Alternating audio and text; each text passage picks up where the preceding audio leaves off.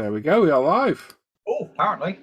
Apparently, this broadcast is being streamed live. Wait. Word on the street, it's live. That is apparently the word. Let me just mute everything over here, and we'll have a chit chat. Are we muted? Are we not muted? It's like a lottery every week. There we go. We're muted now. Hello, everyone. Welcome to Friday Night Live at the Bench. We're here for another few hours to keep you entertained in some way, form, shape, medium, whatever it'll be. We are here for a bit. Hope everyone's had a good week. Yeah. Well, actually, I wasn't talking to you, lot, but yeah, go on.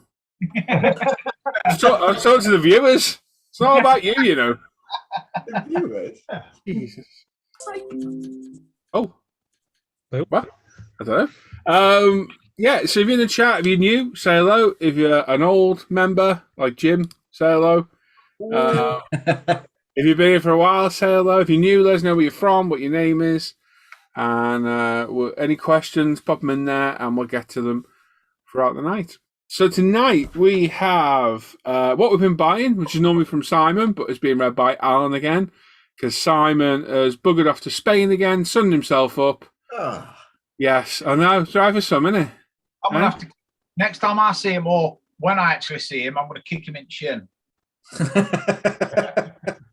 Fair enough. We've got so Alan's going to do what we've been buying. We've got Ward. If he joins us, he's having some trouble at the minute. We'll be doing what was screwed up this week. So whether Dan's got something in there, don't know. No. Ooh, okay. Does some cracking work this week, according to his bench update. That Mustang's looking phenomenal. Yeah, very happy with that. Yeah. We got let me have a think. We got Roland looking at all the work we picked out, and me and Roland to pick a. I picked the same one. Yeah, it's amazing, isn't it?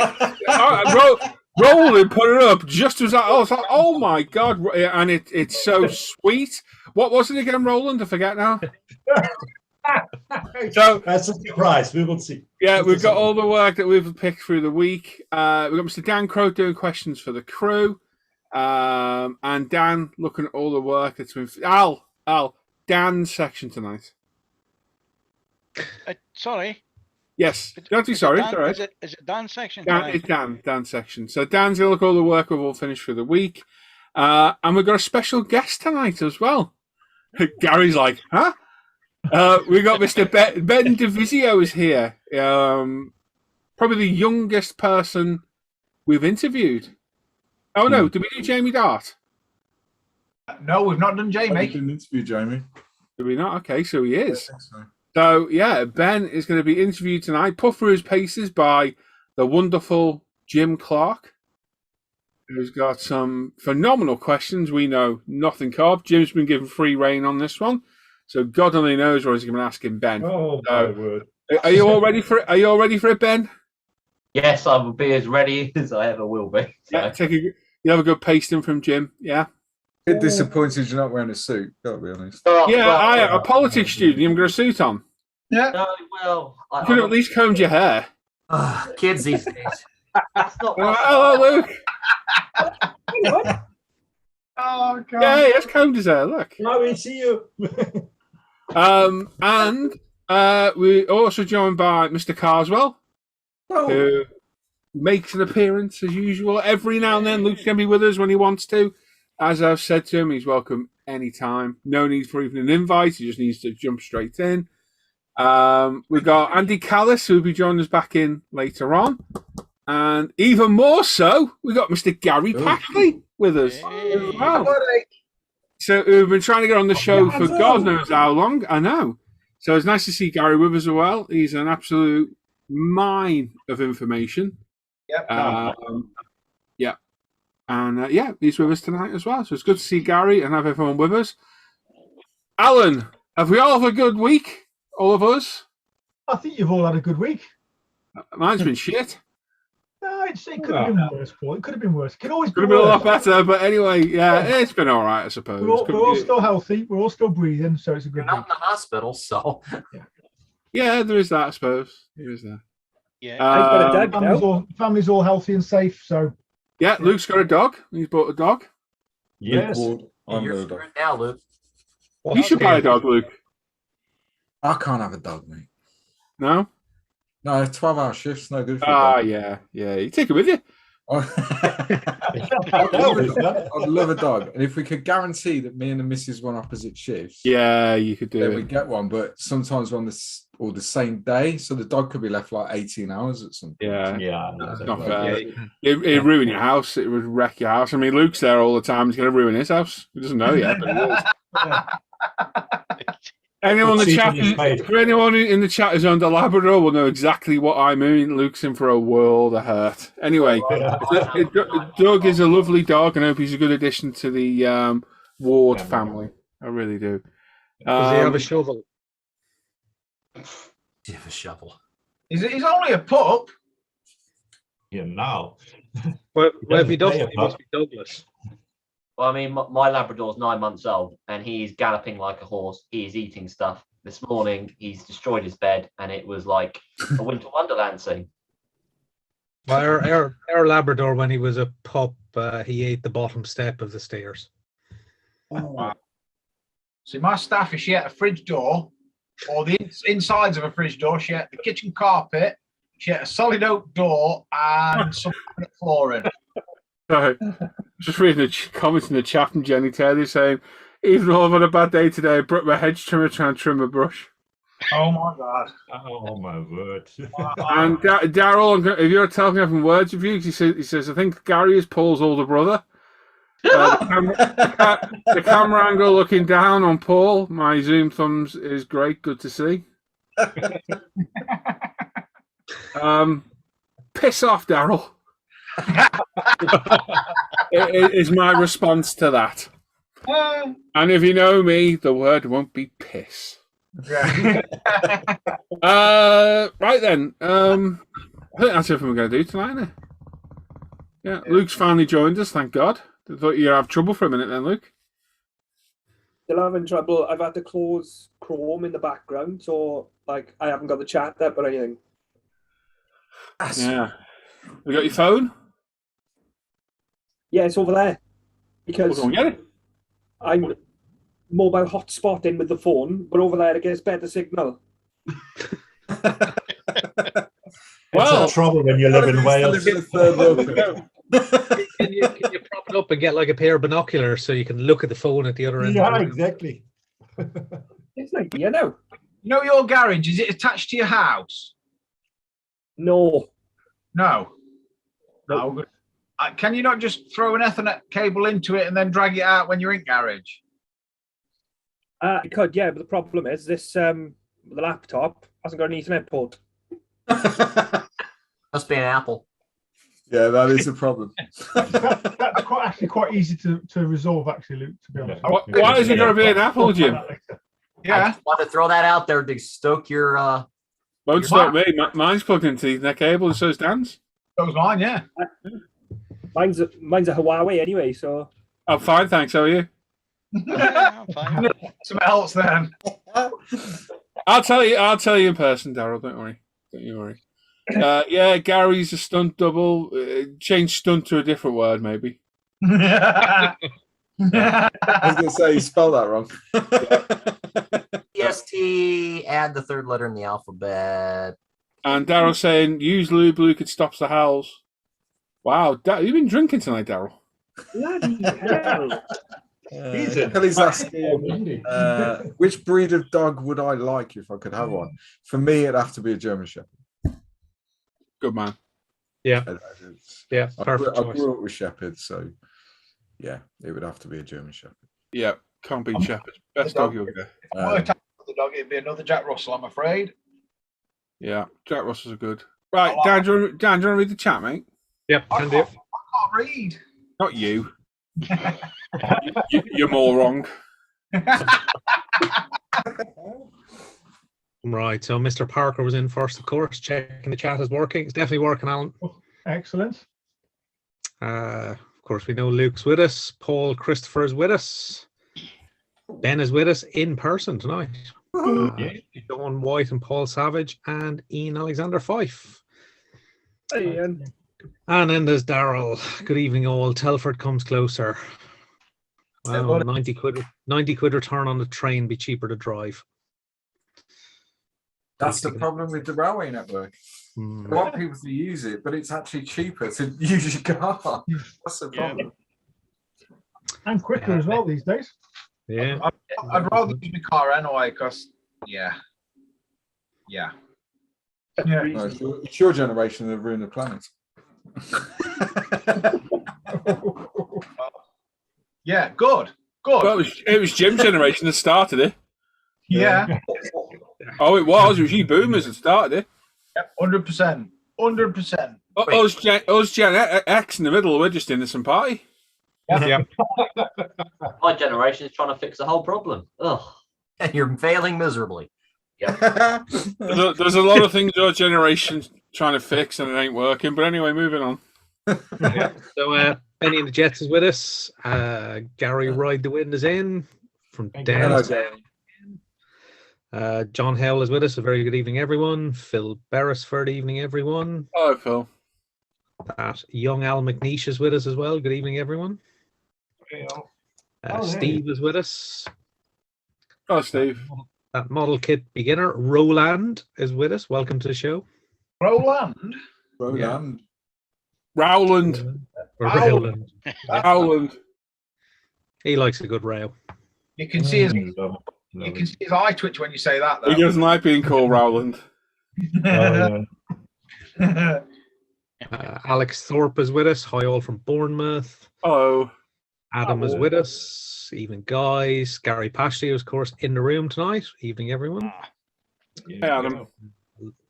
Lee Glazebrook is with us. Good evening. Malcolm Plum is with us. Evening, all. Shane is with us with a hi gang. Hugh Gordon is with us. Evening, everyone. Hey, hey, Shane. Neil Little is with us. Evening, all. Looks like a full house. Yeah. No room at the inn tonight. Strength in numbers. Stuart Reed is with us. Evening, guys. Willie Mack. Stu. Good evening, lads. Oh, Willie. Brandon Drescher is with us. Evening, guys. Happy Friday. Friday yet again. Yeah, it's like there's one every week. King Dan is in the chat. Yo peeps. And Keith is with us. Hall 247. Good evening. I have the weekend off work, so I thought I would do some models whilst listening to the live. And my compressor decides to pack up. Oh, bloody hell, that is. Nightmare. Yeah, that is a nightmare. You got a weekend off. Darren Masters, OMG. Finally, I can see Gary Pashley. Yeah, Gary Pashley. Yari T is with us. Evening, all. Hey, Mika. Good evening, all. Oh, boys. Gary, Darrell asking, have you done a thumbs down yet? I assume that's to Gary. I don't know. Have you, Gary? Yeah, I will though if you want one. Yeah, go on, mate. Might as well. There's one there can keep you company.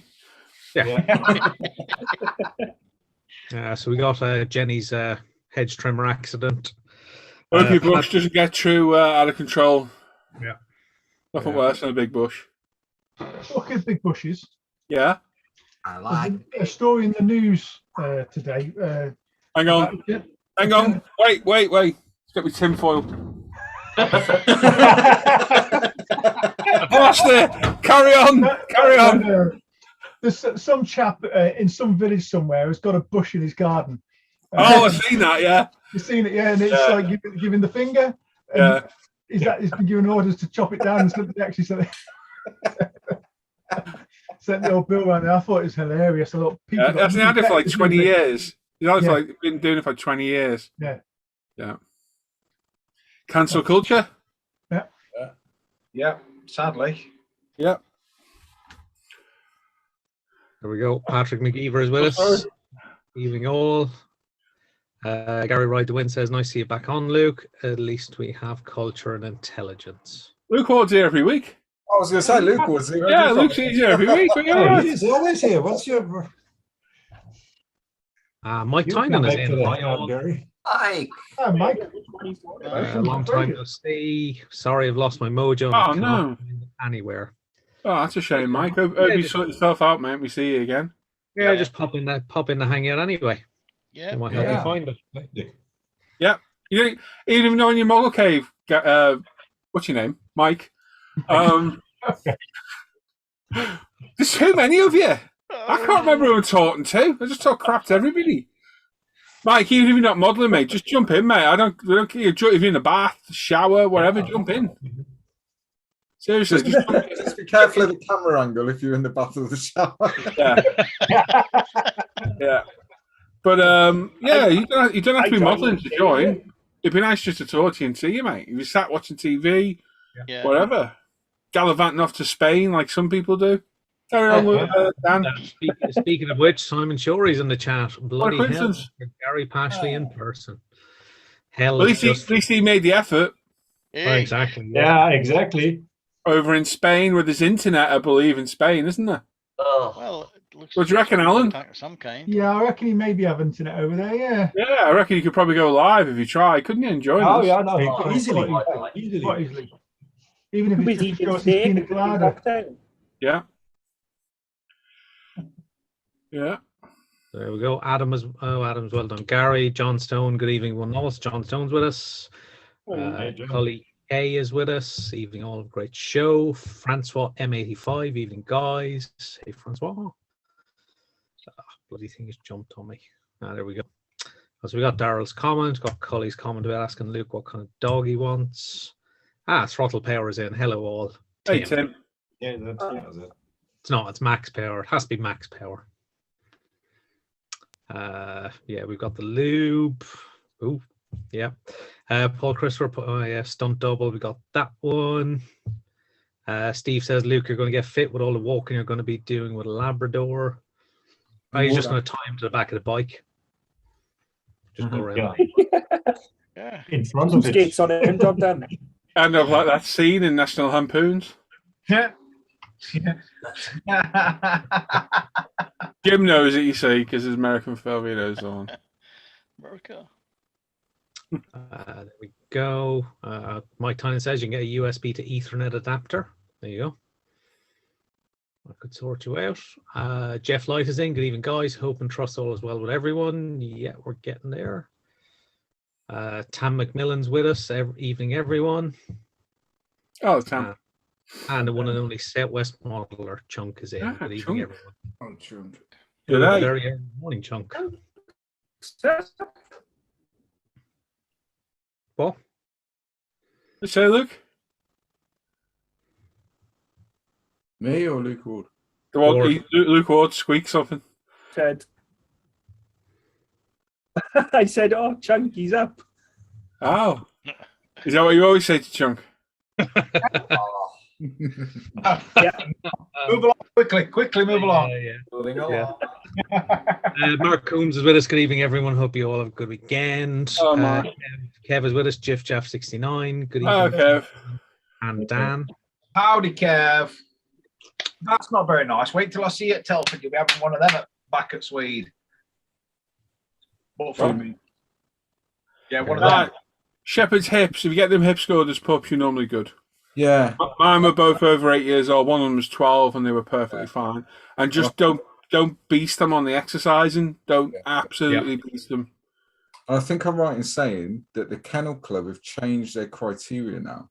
So for years they used to try and breed them. So a true German Shepherd has a the slant on the back. Yeah, they're trying to breed them for shows and stuff. For the Kennel Club with a sloping back, which really damaged the hips. But because of that, the Kennel Club have now changed it. So they want the square back Shepherds now. So they avoid the it will take a couple of generations, obviously, to breed that out. Yeah. Always get a hip scored one, you'll be just fine.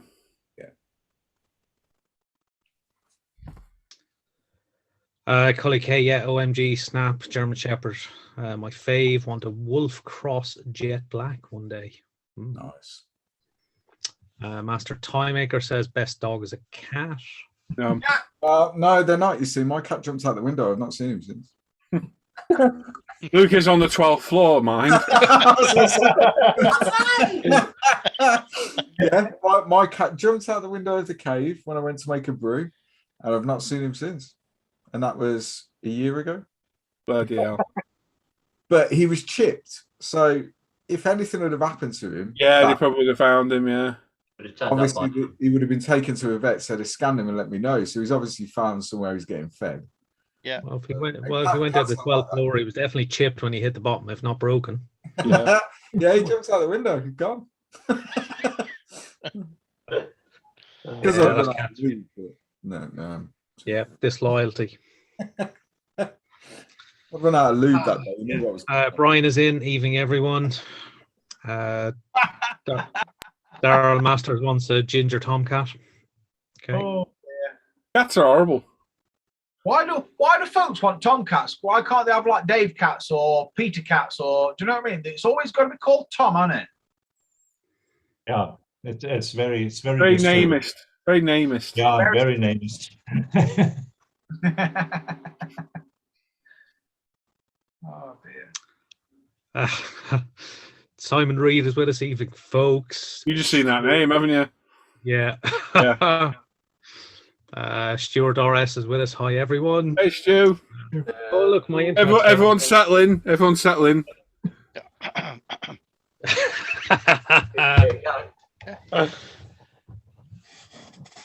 I can't pronounce that. Yahaira Ariola Rodriguez. What up, Paul? There we go. Have good effort. Is that a serious second name, Ariola? Isn't that the edge of your nipple? You read my mind. It is, isn't it? It's the bit that goes round it. Yeah. Yeah. And today in anatomy class. Specialist internet sites, especially anyway. Connie Lingus is with us as well. Meow. There's also specialist internet sites. No. Yeah. No, leave that one. Move on. Moving on. Dean Slater, happy weekend all. Oh, Dean. Hey, Dean. Daryl's on about cats again. Martin Ropke is with us. Good evening to all. Hello. I shouldn't laugh. Sorry. Shane, sorry. I've seen this as well. Oh, I shouldn't laugh. Yeah, he had a German Shepherd puppy years ago that I had to put down as a data Chihuahua. Oh. That is horrific. I've seen dogs do horrific things, but yeah, I'm sorry, I shouldn't laugh. But Wild animals in the day, aren't they? Yeah. Stuart Scale Models, even guys, just finishing work, so no rest for the wicked eaters. I'm working through the weekend. Boom. Yeah, that is. Yeah, that's not good. Yeah, some Bush references. Tim's desk in London is in the chat. Evening all. Good evening. Oh, Tim. Evening. Stuart RS. Yeah, just noticed that Mr. Pashley is there. So I'm sure he's too busy eating pizza. I'll guarantee you he's drinking a lady's drink also. He always does, doesn't he? 100% guaranteed that.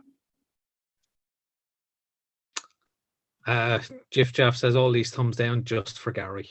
There you go. You're getting all the blame, Gary. That's unfair. We're just as dislikable. Gianluigi is in. Good evening from Dublin. Some sanding tonight and later a nice walk to town for the first pint after a long time. Ready to start an old B52. Enjoy, buddy. Enjoy. 72nd scale Italieri B52 as soon as I found the proper pilot figure. So a lot of sanding in that.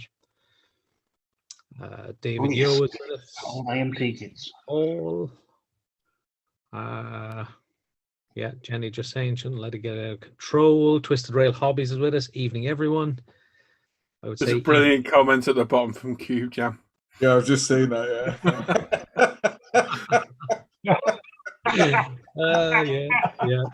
Twisted Rail Hobby says, I would say evening, gentlemen. On screen, but gentlemen would be a bit of a stretch. Yeah. Exactly. Can't call me gentleman. I work for a living. J.K. Chapman, good morning all. David Yo says our cat is 22 years old, still going strong. Wow. Yeah, Collie saying that about your cat, Luke. Benjamin, not if the chip wasn't activated. All right, cat talking chips. Mo on a bike is in. Hi guys. What? Hello. They're all activated. It's a passive chip in it. It doesn't. Yeah. It's an RFID. I think what he's getting at, unless the chip's scanned, do you know what I mean? So yeah. If Oh yeah, it doesn't tell you if the frigging thing just dies. It's not. I nearly swore then. It's not a life support system. It's not an ICD. Yeah, it's not like there's some bloke sat in the back of an APC with a live stream and an ECG on screen. It's dead. What it means Who's changing the batteries? The cat had been hit by a car or whatever and just left at the side of the road and not taken to a vet. Which has cheered me up no end, really. I'm looking forward to it. Yeah, I mean, you've made his day there. Well done. Thanks. So, yeah, Luke, your cat could be dead. Yeah, could be. Yeah. And just thrown in a bin. Yeah. They didn't take him to the vets. Yeah. Takeaway freezer or something. Tim's desk in London says, yeah, can't talk about penis. Okay. Let's talk about what you want him. Yeah, you talk about you want wherever your hobbies are, mate. You carry on. Yeah, well. Yeah. Then Hugh is recalling memories of 22-year-old cats. Hugh. Tim's desk in London, wondering if Luke's going to take the pup dogging. Probably sheep worrying. I don't know. Luke looks very happy though. Oh, he's gone. Oh, he's gone. Oh, he's back. Now he's not very happy at all. Yeah. And then Cube Jam looks like a live casting call for the UK's budget Sons of Anarchy going on. Yeah. Tim's desk in London says, only find a cat if they scan the local Vindaloo. It's probably And Kieran Ryan is with us. Says, hi all, hope you're well, and shocked at a live Gary Pashley. And just in response to Tim, as Tim knows, I often go out for an English now rather than Indian. So. Do you get the blandest thing on the menu? And what's that thing you get at the start? Oh yeah, bread. That's it. Yeah, bread. Can I have a dripping sandwich, please? There's nothing more English than a dripping sandwich, and that's not a euphemism. Anyway, are we nearly the end there? Gary's brought a fresh face to the live show, especially Inevitable Shenanigans. Yeah, and there we go, we're red. Well done. We're done. Well done. Oh God. Yep. What should we do now? And what should we do first? Do you reckon, Gary? What section should we do first? I don't know. Whichever one that make me fall asleep quick. Ben's interview then. I knew that was Ben. That's not right. Let's do what we've been buying. Okay. You ready for that, Al? Lynn? That's always a good start. I am. Tim in the chat. He said those Makita dogs are vicious and would eat chinchillas.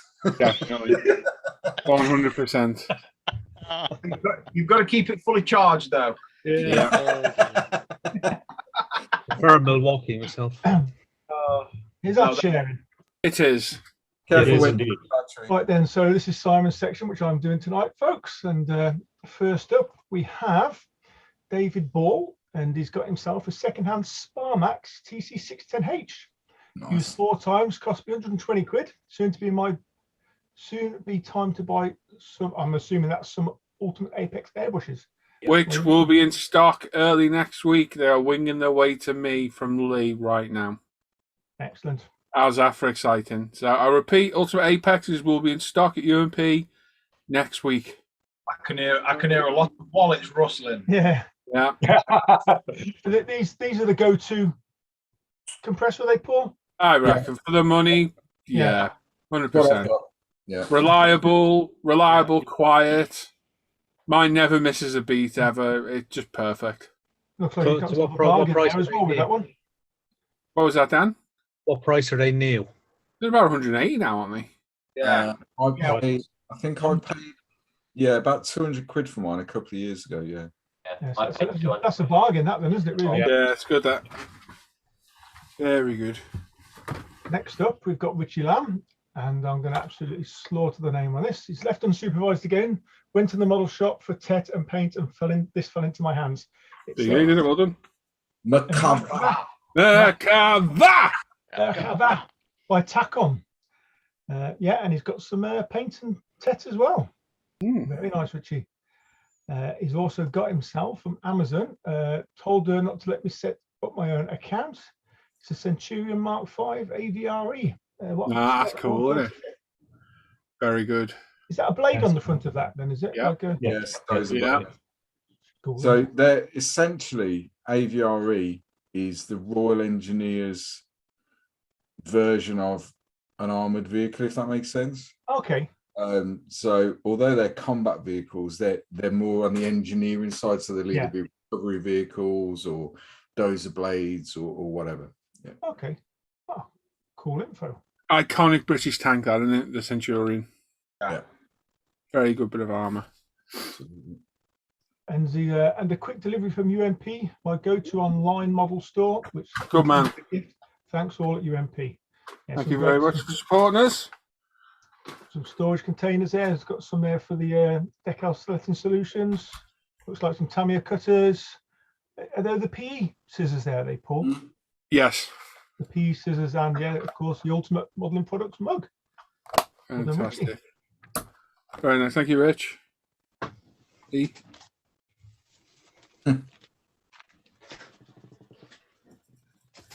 Don't want to assume you like being called Rich, so I thought I'd add the name.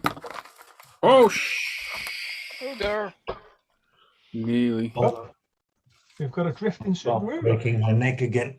This is from Keith Holford. Bought this from UMP. Can't wait to get started on this one once I have the right paints. Excellent. So you have to be careful on the decals on the side of that one, is it, Paul, as well? Oh, yes. Yeah. Yeah. He's also got himself a little UMP lot from the UMP mystery box. Nice. Some there, some was that LP30, some wash. Looks like a TET holder there to stop the TET from falling over, and some thinny sticks. Yeah. And a sticker. Very good. He's also just got this through the door. It's a Bart Sharp airbrush and accessories. It's got 3 different sizes of needles, so you can change the setup accordingly, plus a quick release hose. Okay, be interested to see what that's like. The only problem, it's got the changeable colour cups as well, which gotta be careful they don't fall off. Yeah. Wednesday. If they're not screwing, you need to be careful. I remember having what's that? Ultra, yes. I was airbrushing and I turned around and I knocked the colour cup off, and then made a mess. I proceeded to give it a clean, put it back in its box, and give it the brother-in-law. Yeah, I weren't impressed with it at all. I love my Ultra. Works fine. Don't get me wrong, it's a good brush. I just didn't like the pushing. Yeah, the colour cups. No, you have to make sure it's pushed in properly. That's true. I pushed it right to the hilt. Is that Gigi's Endy? Who? Geese. Geez, yeah. I'll go with. He's managed to buy this lot in one go for a good price. Don't think I'll make them all. That's some nice models there. I love that. The little S800. Yeah. Classic little car. I think the Golf is quite rare these days, isn't the Revell Golf? Yeah. No, I think you can get that on Amazon pretty cheap if it's that one. Yeah. I think it's that one. Every box a couple of I times. didn't know that Fujimi did a micro. Yeah. I say the coupe. S14. Oh yeah. Yeah, Sylvia, that's quite hard to get hold of nowadays. Yeah. There's some nice kits there. S14. S14 ADAN. Have it right because of the headlights. Yeah, it's all right, smart ass. Just get corrected then. Yeah. Jesus. You know. Down, Gary. Got Gary Ride the Winds. UMP supplies ordered Sunday, arrived Tuesday. Great service as usual. Decal set arrived for the Tamiya C9 from Germany as well. Excellent. So he's got himself the PE kits for the C9, some paints, setting solutions, glue and glaze, some that's the shine polish, which is great by the way, and some is it Azu tape? Yeah, Azu tape, yeah. Azu tape. And of course, the obligatory Haribo. Well done, Gary. Nice. Also, on Paul's recommendation, Scale Motorsport for carbon fiber decals. So stocked up. Nice, good stuff. Yeah, it is good stuff. Gee's in the chat saying he bought it all just for the S14. Worth it, isn't it, mate? If it's a rare kit, then it's worth it, and you always move the others on or whatever, can't you? If you don't want to keep them, you've got the kit and you make a bit of money. But if it's anything like me, you buy them to move on, but you never move them on because you don't want to move them on because you want to keep them. Yeah, exactly. I did something similar, and then It says sometimes you get lucky on Fleabay. Auctioned as spares, aluminium wheels, spokes, and metal chain set worth £140. Got the lot for 50 groats, including some 1/32 P for a plane, which if any of is that where that came from? That's where that came from. Nice, Gary. So okay, cool model that if it's all there as well. The old Nice kit that I built that many years ago. That's a lovely bike. It is nice.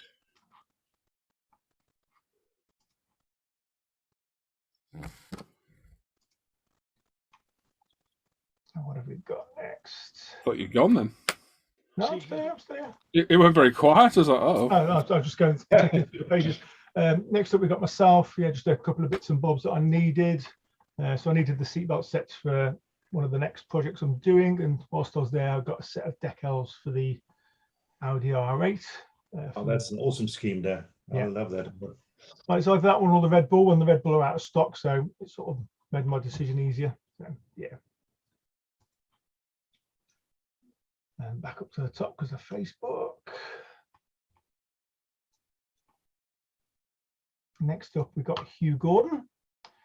Scott Knight debts from the Swiss were always great at Lossy. So at £18, squids, why not?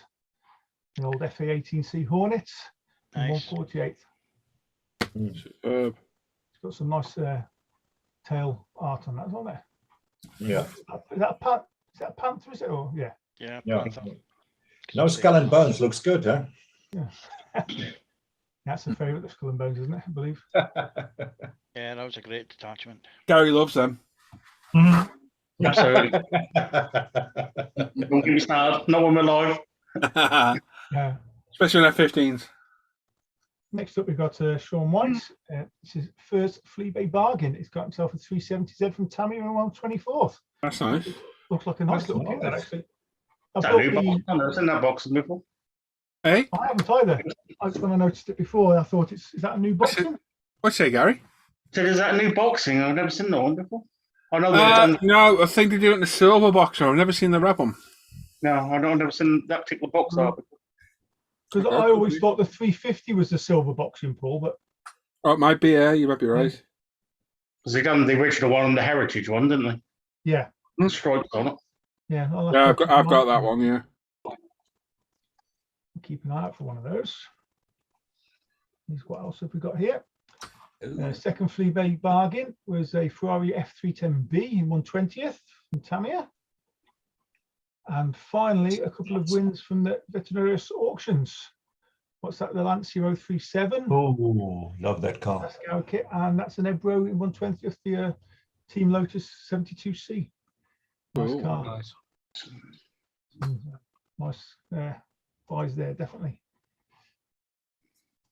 We've got all them, yes. Next up, we've got Shane Wright.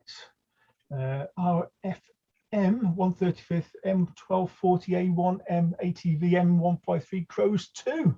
Yeah. Wow. Easy for you to say. They can't put names, can't they? This arrived 5 minutes after Simon finished his spot in last week's show. Well, at least you got it in this week's, Shane. It's great box art, isn't it? Yeah. It's a great kit. Yeah, that's one. You built that one, didn't you, Luke? Is that the one? No, I built the Husky, mate. I've got that. That was one of the ones I kept in the stash. Okay. Not that particular boxing. Mine's the one without the crows.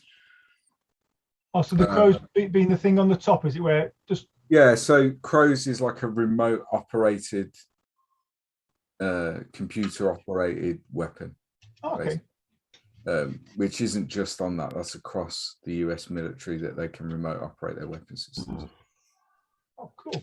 But on that kit, on the actual ATV, you get full engine, full interior, the whole lot, and you can build it so you can either pose it open, or you can open the bonnet, you can open all the doors, so you don't lose any of the detail once you put it together.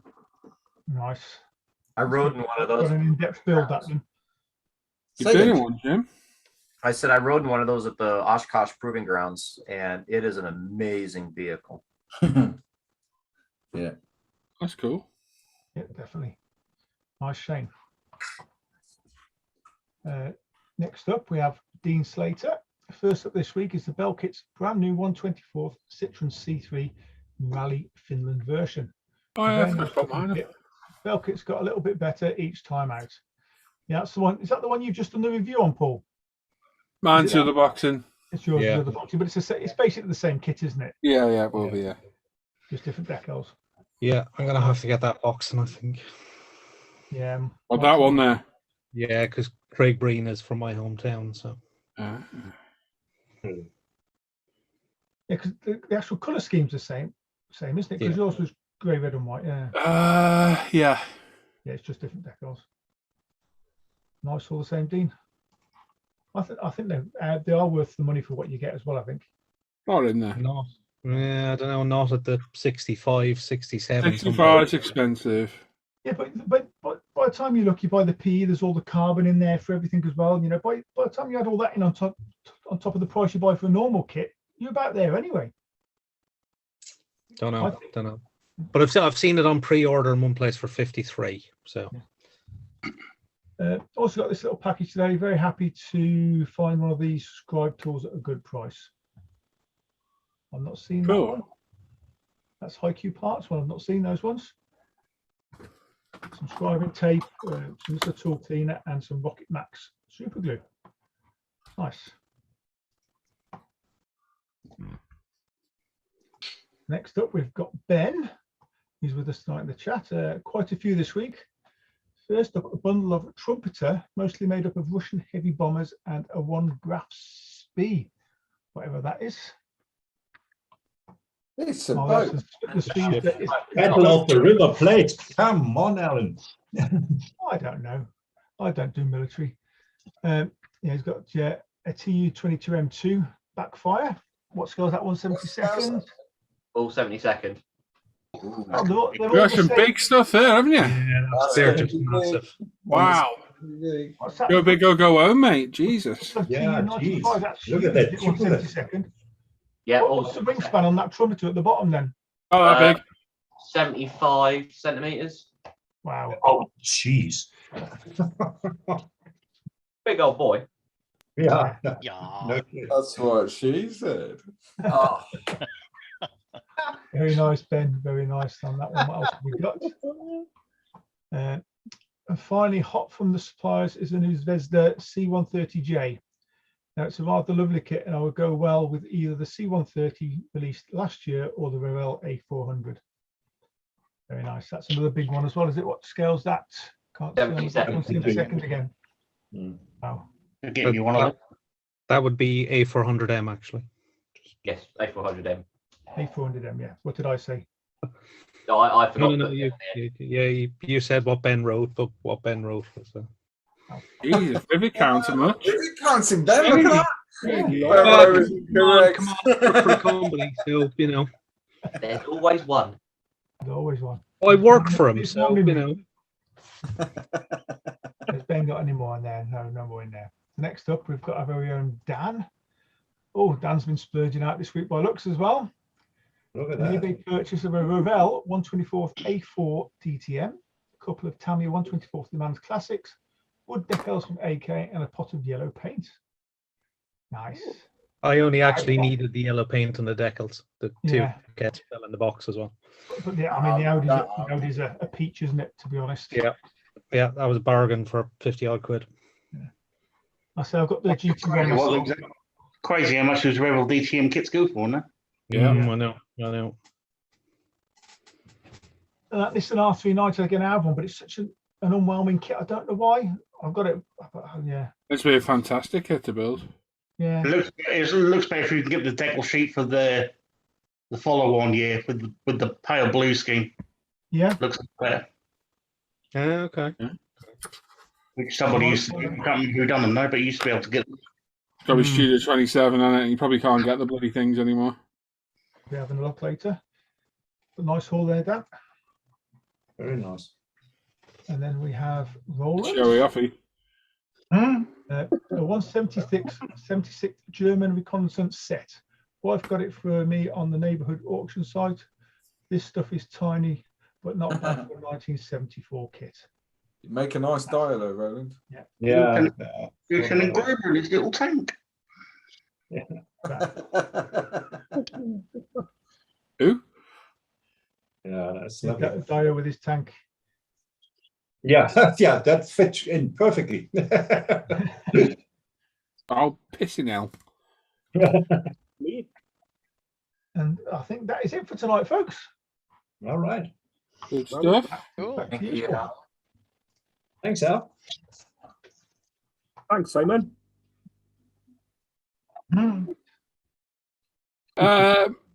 Scatco, do you want to do yours, mate? Yeah, man. I shall mash a few buttons and Summon some demons.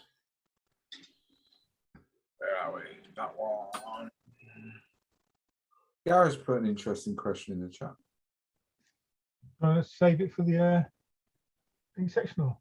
Question? I don't know. Not really, no. When there's a I don't boat really coming know in, the answer, mate, to be honest. I believe it's on certain size, but I was told a ship carries a boat, so if they've got lifeboats, it's a ship. But Yeah. I don't think it is just that. I think it's about size. Has the submarine got lifeboats? I'm not sure. No, because No. they're classed as boats, aren't they? Yeah. About. I don't know. I don't know. I don't know. Can't really sink a submarine, or can you? Yeah. You can. Yeah, it's good. Quite catastrophically when it does as well. There's a few Russians out there that'll like to prove you different. Yeah. Come on, face ache. Shane saying best section ever. Well done, Simon. Nailed it. Nailed it. Yes, Gary, size does matter. Oh, size matter. Yes, it does. Oh, not to a bloke. Yeah, Google it, Gary. Let us know what it says. Yeah, it'd be interesting to know what the. There is a set. Huh? Google does size matter? Yeah, some interesting videos. Don't Google that. Yeah, you'll get some interesting results, I'm sure. I'm sure Gary's search history is quite interesting in all itself. Particularly after last night's conversation. Yes. Oh.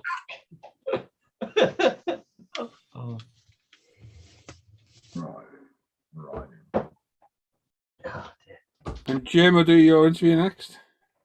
All right. After Dan. Yeah. Get yourself ready, Ben. Get lubed up. Yeah. Apply plenty.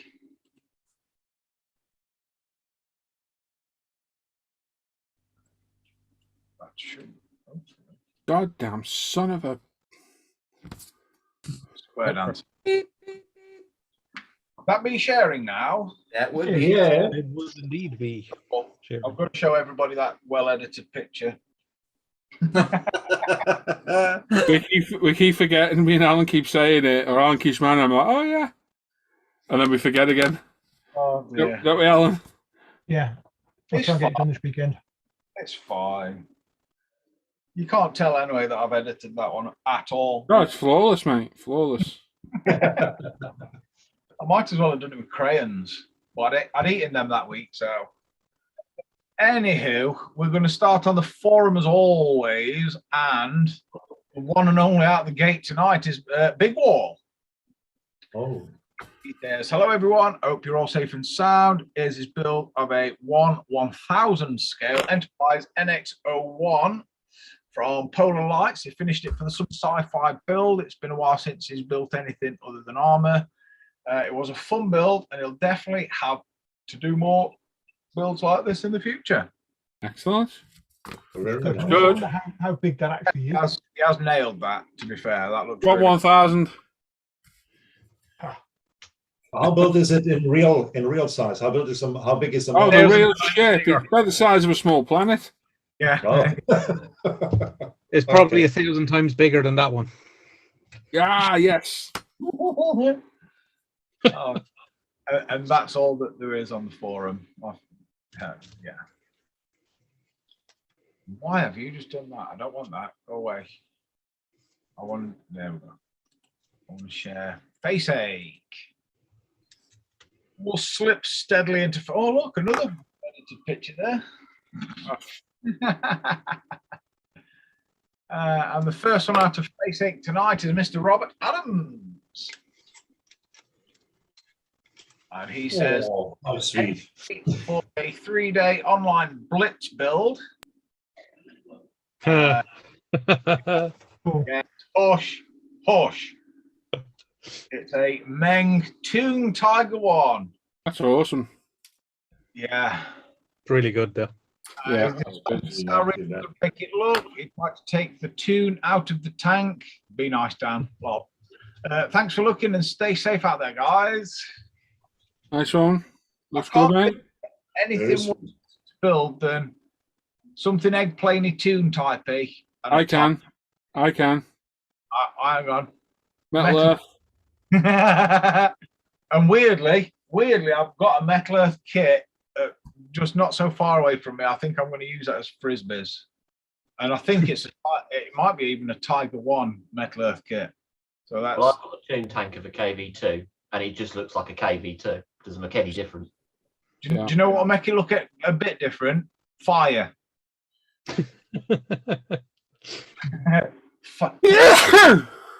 Fire and a ball peen hammer. We'll move swiftly on to Mr. Robert Hayes next. He says, hi all, finally finished his Tamir Lotus Super 7 build. He's primed with the UMP Grey Primer. The colour is Gravity Spain Lotus Green and finished with 0 paints 2K clear. Various LP paints and mystical paints used on the interior and running gear, all sprayed through his UMP Apex. Brushes. He had to wet sand to take care of some imperfections in 2K. He's still trying to improve his spraying technique. He's polished it with the UMP polishing system, and he's also added some details, photo etch seat belts and various wiring to the engine. For an older kit, it went together really well, but being a very small kit, doing some of the finishing touches was a bit fiddly, so some mistakes were made, but he's happy with the overall finish. Thanks for looking. Nice one. Very nice.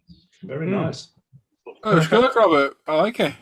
Yeah, look perfectly acceptable for me. Clean. Yeah. Yeah. Well, as long as you're happy, mate, that's all that matters at the end of the day. You're modelling for you and nobody else. Everybody else can jog on. Oh, I like this. This is Mr. Adam Challenger of Challenger Scale Modelling fame.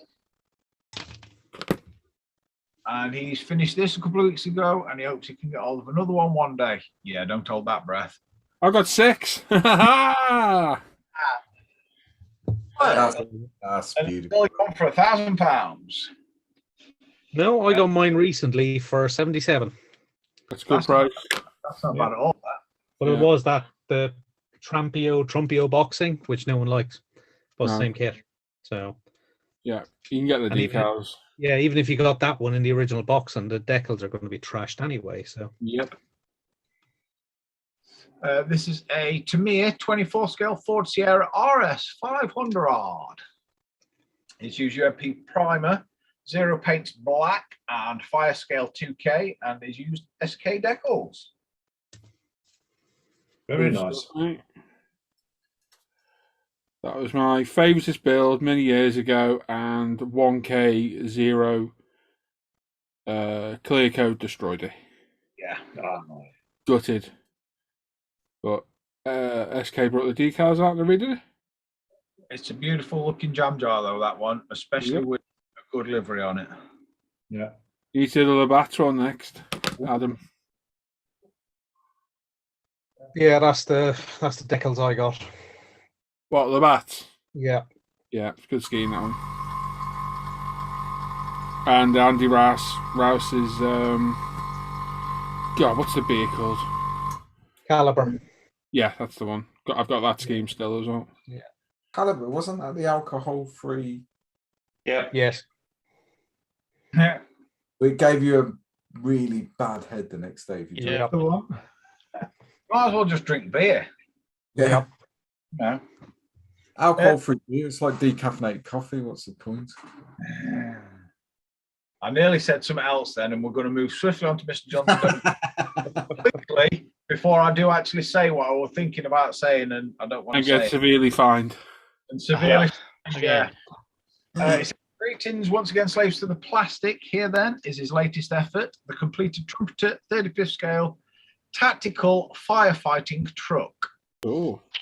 It's primed it using UMP primer, painted using paints from different paint makers, Tamir, Mr. Colour, and AK. A 3-week build every day for about 8 to 10 hours that he thoroughly enjoyed. This model is built in stages, and then that stage glued in its place. Some of the stowage is aftermarket, and in his opinion, left a lot to be desired. So you can see 3D printing for this sort of thing taking off big time. Hope we like it. Thanks for looking, and model on. Good. Yes. Nice one, John. Don't forget, John, if you're ever there for those 8 hours a day, the hangout's open, mate. It's always there. Yep. Yeah. You're always welcome, mate. Why would you need a firefighting truck in the army? Military airfield. Ah, yes. Helicopters. Because normally, wars like a good fire, let's face it, don't they? You know what I mean? War does like a good fire, especially when it's the latrine. And you've got, yes, that's got to be a grim job. That's got to be a grim job. Yeah. Yeah. That don't sound like my afternoon of fun. This is Mr. Gary Ride the Win next. He says, oi, oi, Dan, off the bench this week, the Tamir 112 scale Brabham BT44B. This is the original kit, an absolutely lovely build. Finished in Gravity Arctic White and Gravity 2K. This is an out-of-the-box build with all the blue ribbon for the seatbelts added. Thanks for looking, and enjoy the evening. Very nice. That's good, Gary. Could come out well. Lovely beastie. Again, it looks nice, but it looks even better because it says Martini on it. Just the best livery is Martini, I reckon. The 70s and 80s were just on point. This is Mr. Phil Beresford next.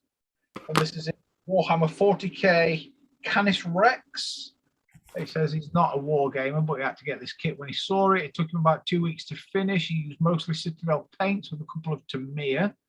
It is completely magnetized, so all the weaponry can be swapped around, even down to the little magazines. I didn't think they could read. They actually look like when someone finished one. Yeah. I was going to mention something, but then I thought, nope, I'll gloss over that particular. What's the last model you finished, Gary? You heard me. Touche, sir, touche. Even the magazines on the side of the cannon, it was a really nice build, and he has to say Games Workshop models are fantastic quality, although a bit pricey, definitely. And he will be definitely be building another one of these bad boys. Enjoy. Nice one, Phil. Very nice. He's done a good job. Yeah. I like. Ooh. This is Mr. James Williams next, and this is finished 24th scale Tamir Yamaha XV 1600 Wildstar. It's his first bike build. Disaster struck when the bodywork stuck to a curtain. Then the paint strip dissolved all of the body panels, and he had to build them back up with putty and sanding. Wow. Okay. Wow. Oh, well, it's come out good. Yeah. That looks good. Is that definitely 124th though? No, it's 112. No, 112, isn't it? Yeah, it'd be 112th, wouldn't it? Yeah. I can only read what they type. Yeah, no, I get that. Then, yeah, just wondering. They don't. Yeah, I don't know. Got one of them in the stash somewhere. Back, Alan. God. No, well, no, I was just wondering whether they actually did any smaller scale bikes. That's all. Who? Tamir. What? Did Tammy do any 124 scale bikes? No. Yes, in diecast. Oh, okay. That wasn't a Tamiya bike, was it? Yeah. The one I've got is what? Yeah, hey, I don't know what. Yeah, he said it was. I'm not listening. I'm modelling here. I'm filming. I thought they were 118. Filming? I got these. Pretty sure they're 124th. Yeah. For the Masterworks collection. Chance you're right there. Them. I got them. I'm pretty sure that's 124th. Oh, they might be. They might be. I was thinking of them. Yeah, they are 124th Collectors Club diecast. Okay. Let me wreck everything now, you pain in the ass. We're starting, fella.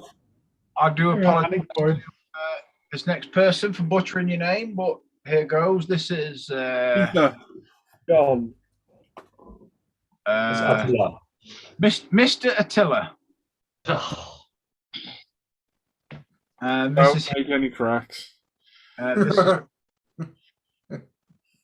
I won't go nowhere near that one.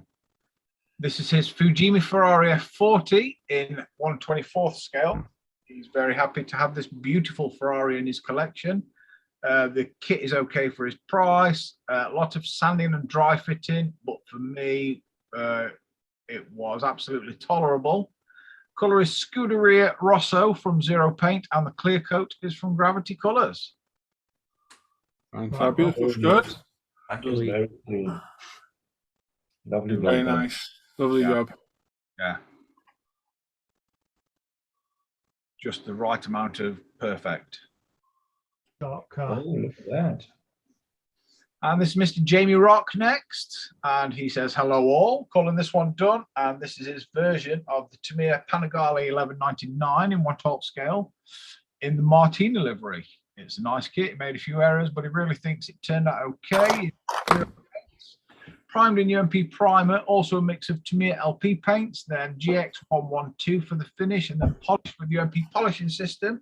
The decals from Hero Boy and some other sponsor decals he had used from previous builds. Thanks for looking. Cool. Nice. That's very nice. I like that combination. Yeah. It's a great looking bike, isn't it, as well? Yeah. It's one of those hold on top bikes, is what that is. Yeah. I'm built for comfort, not for speed these days. This is Mr. Shane Wright next, and he's finished part one of his dio that he's got planned. He's got another 2 to go, and this is a Rifles Models M1240A1M ATV in 35th scale. So, Alan, that's that vehicle without the crows. So Yeah, okay, yeah. Yeah, it's just got like a normal turret on top that has to be. Yeah, so it'd have to be a man turret rather than remote operated. Okay. Have we? I think we've got something similar that you can sit inside the actual cabin of the vehicle and use a joystick and. Yeah. I recall seeing one of those on a air show at RAF Wittering a few years back, and I had great pleasure of. Yeah, so essentially the British equivalent of that is the Husky. Well, when I was on RAF Wittering and the mister said, "Yeah, grab hold of the joystick and move gun around," I was then proceeded to be told, "Step away from the vehicle. You're going to break it." Because, you know, me and my 12-year-old brain decided, how many times can it turn right?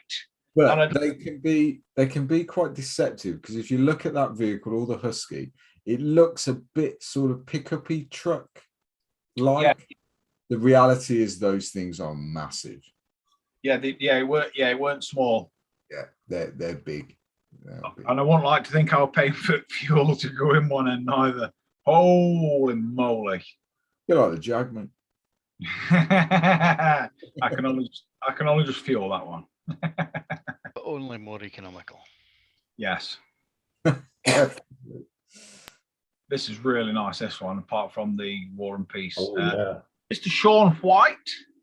He says, evening Dan, the old mojo's been lacking of late, but managed to push through and get the Ebro 1/20th scale Lotus Type 91 completed this week. I only managed some low-res pics with his phone for now, as he ran out of time before going away with work again. Anyway, the body was primed in MRP fine surface primer grey. Body colour was 0 Lotus black with Pro Range 2K. Everything else was primed in UMP black primer and painted using a combination of Tamir LP and Mr. Hobby Super Metallics. The decals for the JPS livery were aftermarket and proved rather problematic. Most of the gold pinstripes cracked, just soaking them in water. Trusty UMP decal solutions were used to set them. Body was cut and polished with micro mesh and the UMP polishing system. Apart from the decals and the addition of some plug leads, it was an out-of-the-box build. Overall, a nice kit to build with a decent amount of detail. Thanks for looking. Nice. Nice. Lovely. Very nice.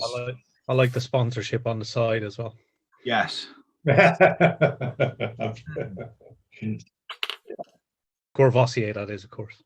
Of course. Yeah. Of course. Yes. I nearly said a different word then. This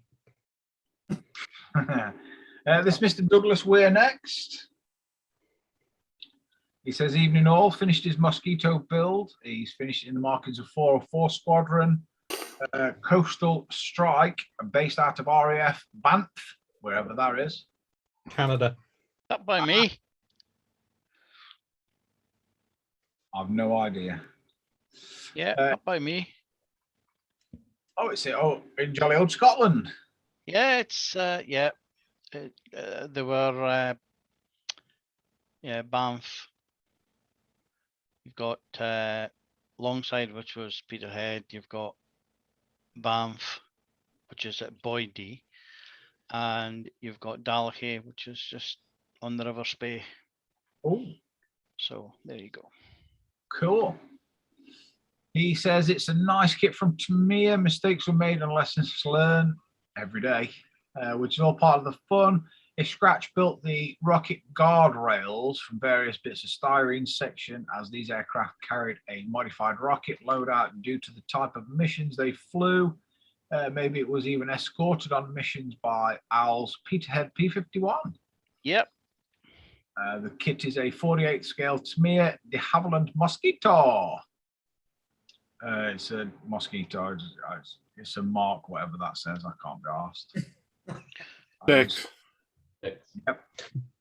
Wednesday. It's interesting that the aftermarket decals come with fairly good descriptions of all the technical bits, like the rocket rails you had to build and stuff like that. But yeah, it's good. I did have a Mosquito once, and then I hit it with a fly swat. Interesting question in the chat from Daryl, if you want to add that to questions from the crew. Yeah, will do.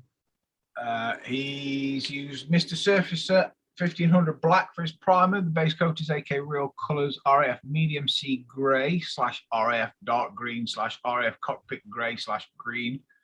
His clear coat is Winsor & Newton matte varnish. He's painted his main markings / extra decals for some markings / decals out of the kit for the stencils.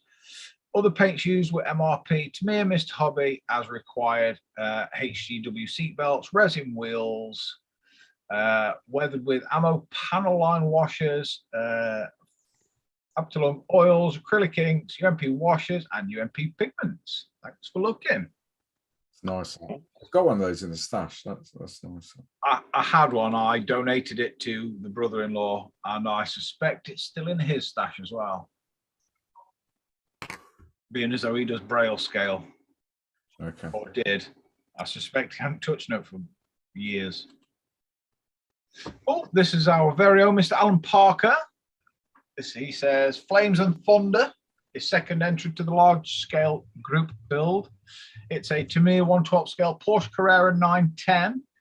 Original kit is 1968, which definitely showed its age in the mouldings and fit. Built as a homage to an original car, which was a prototype that ended up doing hill climbs, etc. He's used Tamir light grey primer, 0 gloss white, LP46 red, Gravity Spain 2K clear, various LP and Mr. Colour used elsewhere. All decals homemade, various top studio pipes and hoses. Accustation PE, sprayed with his trusty UMP Apex airbrushes, flattened with micromesh 6, 8 and 12,000 and polished with UMP polishing system. Thanks for looking. That's gorgeous. No, you did well there, Al. Yeah, that's really nice. That's really nice. Yeah, nice work, mate. I suspect lots of swearing was involved.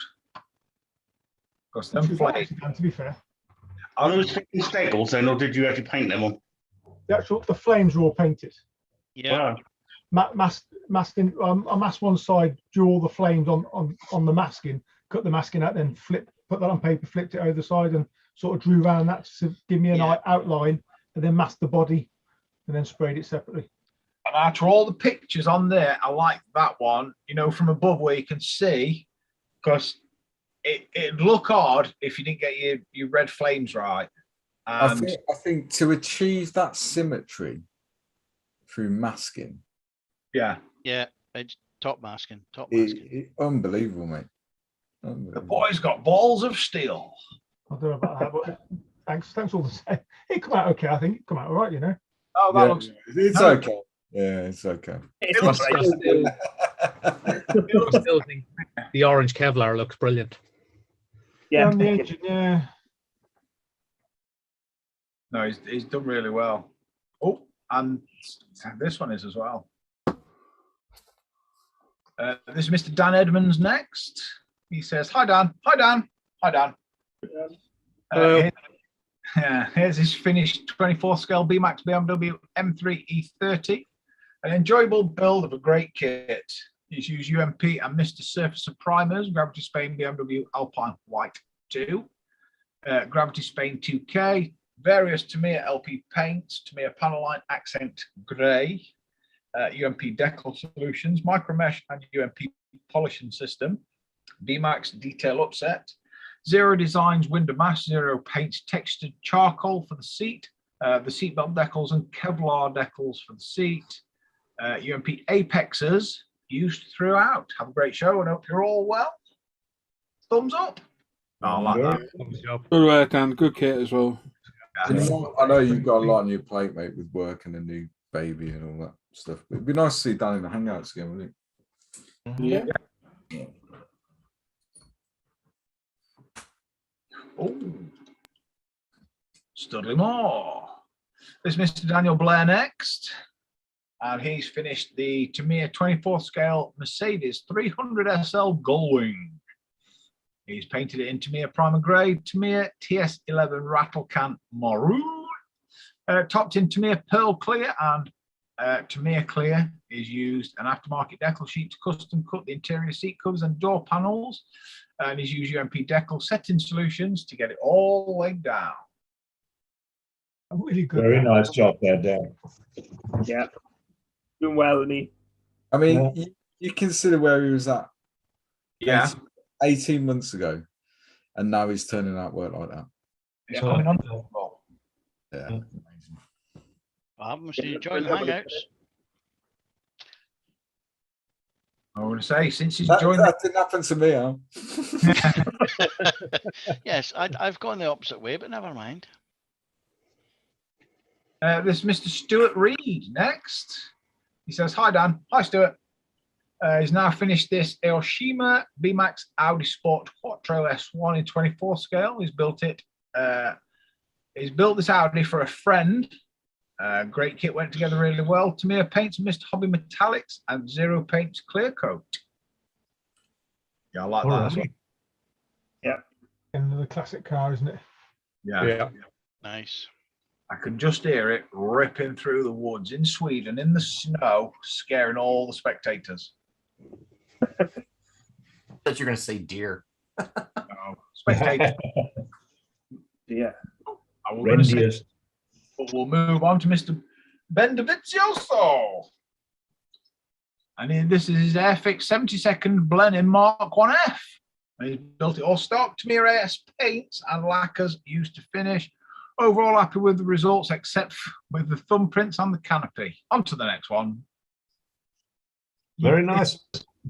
That's cool. Nice work, Ben.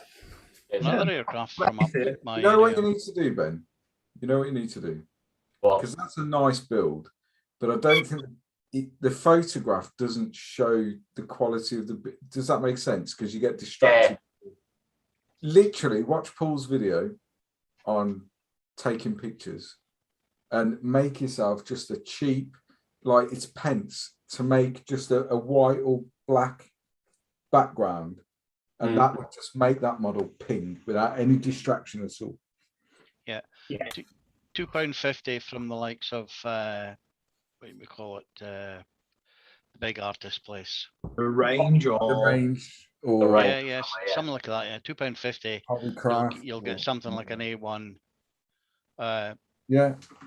Piece of paper. You know, thick, not quite card, but thicker than paper. All I use is that. It's just 2 pieces of foam board, and then bulldog clip in whatever color background you want. A1, and it makes all the difference. Give it a try. Well, I like this next one as well. This is our very own Mr. Dan Croak. Oh yeah, look at that. And he's finished this last week at the Airfix 72nd scale F4F-4. He's primed with UMP grey and painted with ammo World War II US Navy acrylics, and he's weathered it with ammo Pacific dust, or is that specific dust? And UMP like dirt. You don't even stack the wings on. I thought it was meant to be finished. Nice one, Luke. That's absolutely stunning, and for one reason and one reason only. That's 72nd scale. Yeah. Yes. See, this is what I'm talking about. So Ben, I would look at that because there's nothing else to reference the model from. Because of the quality of the build, I would say 48th as a minimum. Yeah, I just said it's bigger than 72nd. But because it's 72nd, but there's no distraction around the model. The picture is of the model. Do you see what I mean? It takes that distraction away and makes the model the focus of your eye. And that was photographed with one A3 piece of grey card. Yeah, absolutely. And that's it. Yeah, it makes a massive difference. I feel sorry for Ben. It's his first time on show. Yeah, no, he gets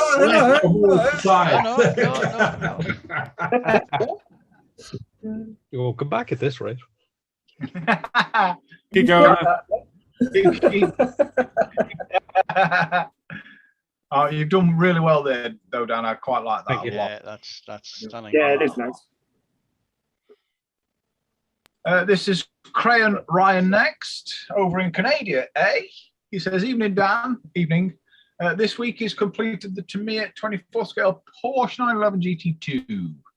He's primed it in Tamiya grey primer. His colour coat of Tamiya LP1, various Tamiya X and XF paints throughout. The decals went down with UMP decal solution. He's clear coated Gravity 2K. He's very happy how this turned out. We can never show the rear view as he managed to snap the rear light cluster while trying to strip it and repaint it. Other than a couple of iffy smaller decals, the large ones went on well. On to the next. Yeah, I tell you what, I built that kit, and those decals at some points are really devilish to get on, especially on these air intakes at the back where the wing is. These are decals, these red stripes. Yeah, he's done a very good job there. Yeah, good job. I don't care who you are, there's a foobar, at least one foobar on everybody's kit. You know, whether you can see it or whether a normal person that's not built that particular kit can see it, or, you know, because everybody, let's face it, we're all self-critical, aren't we? Let's face it. I think that's what keeps you building, though. Exactly. You're never happy with your build, are you? No, so the next one you say, I'm going to do better, and then you do a different foobar on your next one, and then you know what I mean? So it's never the same foobar because you're always learning from your mistakes. So you just every one of mine's got a foobar on. Definitely. I'm trying to get my Mistakes just don't run out. That's the problem. It'd be nice to just have one Fubo on a kit. Well, that's what I was about to say. I'm trying to get the number of mistakes down to less than a number of parts in the box. No doubt when I eventually finish one, there'll be a FUBA. I will be waiting a while then. Yeah. Hey. That were a bit below the belt. And you Swift and Dan anyway. This is Mr. Matthew Jackson next. He says this week he's finished the Yamaha YZF-R1 from Tamir in 12th scale. He's painted it with zero paint, deep purplish blue. Tamiya X and XF acrylics for the small parts, various metal coloured spray paints for the frame and engine. Very enjoyable build, and a few firsts with this one. First attempt at a bike kit. First go with zero paints. He was a bit hesitant, but went with it. And the first time laying bigger decals. It's far from perfect, but he's very happy with how it turned out. Thanks for looking. Or you should be. Very nice. Yeah. First bike. He's saying it's far from perfect, but for someone that's never built a bike, looking at that, I'd struggle to see where it's not perfect. Yeah, I'm struggling, to be fair. Because that looks bang. Really good. And those wheels, they were a weird satiny silver color anyway, and they look spot on. Yeah, in fairness, that's really good. Yeah. Yeah, love it. Well done. Yeah, he's done really well with that. And the final one out of the gate this evening is our very own Mr. Paul Birkland. Woohoo! Woo! Too shiny.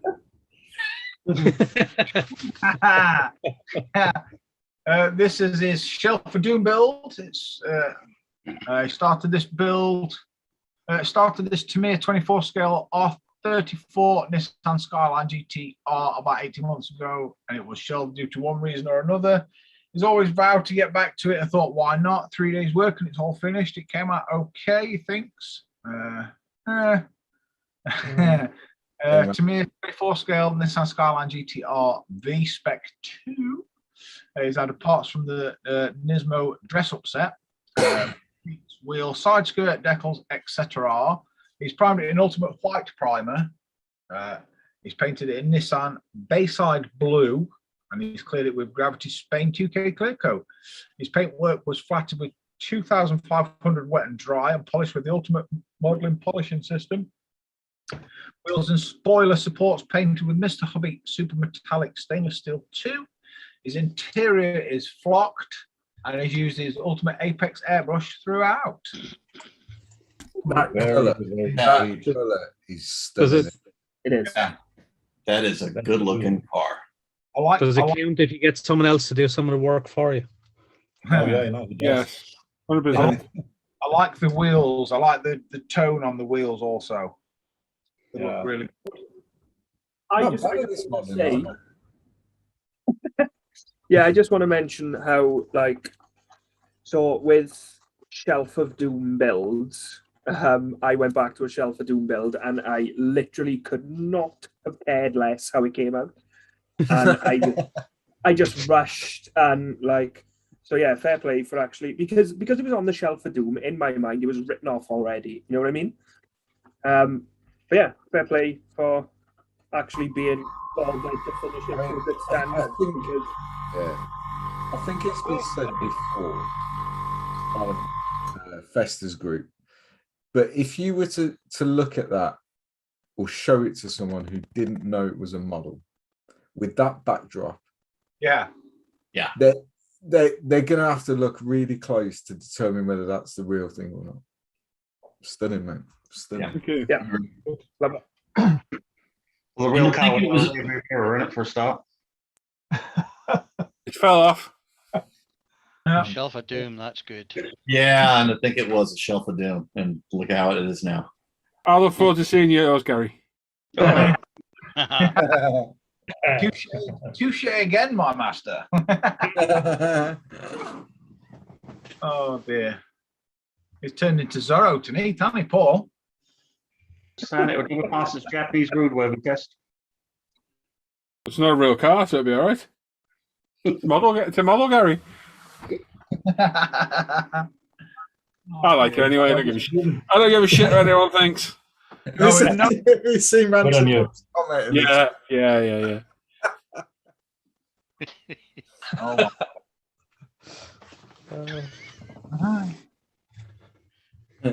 Oh dear. Oh dear, oh dear. Some belters in there tonight. Oh man. Jesus, a really difficult one tonight again. Yeah. Right then, you get the time it takes to for Dan to recap, to pick your favourite build of the week. So try and pick the builder's name and subject if you can. And the build most voted for gets the banner for a week over on the ISM Live the Bench page. Yes. So whenever you're ready, boys. When you are done. I be ready, Mr. Parker. Go for it then, guys. Cool. We have Mr. Big Wall with his Enterprise Polar Light. I would really like that one, to be fair. Again, why have you done that? Stop doing that. Go away. Go. Thank you. Straight back to Face Ache with Mr. Robert Adams and his Meng Toon Tiger 1. Yeah. Mr. Robert Hayes with his Tamiya Lotus Super 7. I'm guessing that's 24 scale. Mr. Adam Challenger with his Tamir 24 scale 40 RS 500, pardon me. Mr. John Stone with his Trumpeter 35th scale firefighting truck. Mr. Gary Ride the Wind with his Tamir 112 scale Brabham BT44B. Lovely looking car. Mr. Phil Beresford with his Warhammer 40k Canis Rex. Mr. James Williams with his 24 scale Tamir Yamaha XV1600 Wildstar. Mr. Attila with his Fujimi Ferrari F40 in 24 scale. Mr. Jamie Rock with his Tamiya Panigale 1199 in 112 scale. Mr. Shane Wright with his Rifle Models MATV in 35th scale. Better than numbers. Mr. Sean White with his Ebro 120th scale Lotus Type 91. Another good looking build, that. Mr. Douglas Weir with his finished Tamiya Mosquito in 48 scale. Yep. Mr. Alan Parker with his Tamiya 12 scale Porsche Carrera 910. Mr. Dan Edmonds with his 24 scale B-Max BMW M3 E30. Another lovely looking motor. Mr. Daniel Blair with his Tamiya 24 scale Mercedes 300 SL Gullwing. We have Mr. Stuart Reed with his Aoshima B-Max Audi Sport Quattro S1 in 24 scale. Ben DeVizio with his Airfix 72nd Blenheim Mark 1F. Mr. Dan Croak with his Airfix 72nd scale F4. Mr. Kieran Ryan with his Tamiya 24 scale Porsche 911 GT2. Mr. Matthew Jackson with his Tamiya Yamaha YZF R1 in 12th scale. And finally, Mr. Paul Berkland with his Tamiya 24 scale R34 Nissan Skyline GTR. Belters tonight. Yeah. Absolute belters. I'm going to click that button. Stop the voting. Yeah, done that.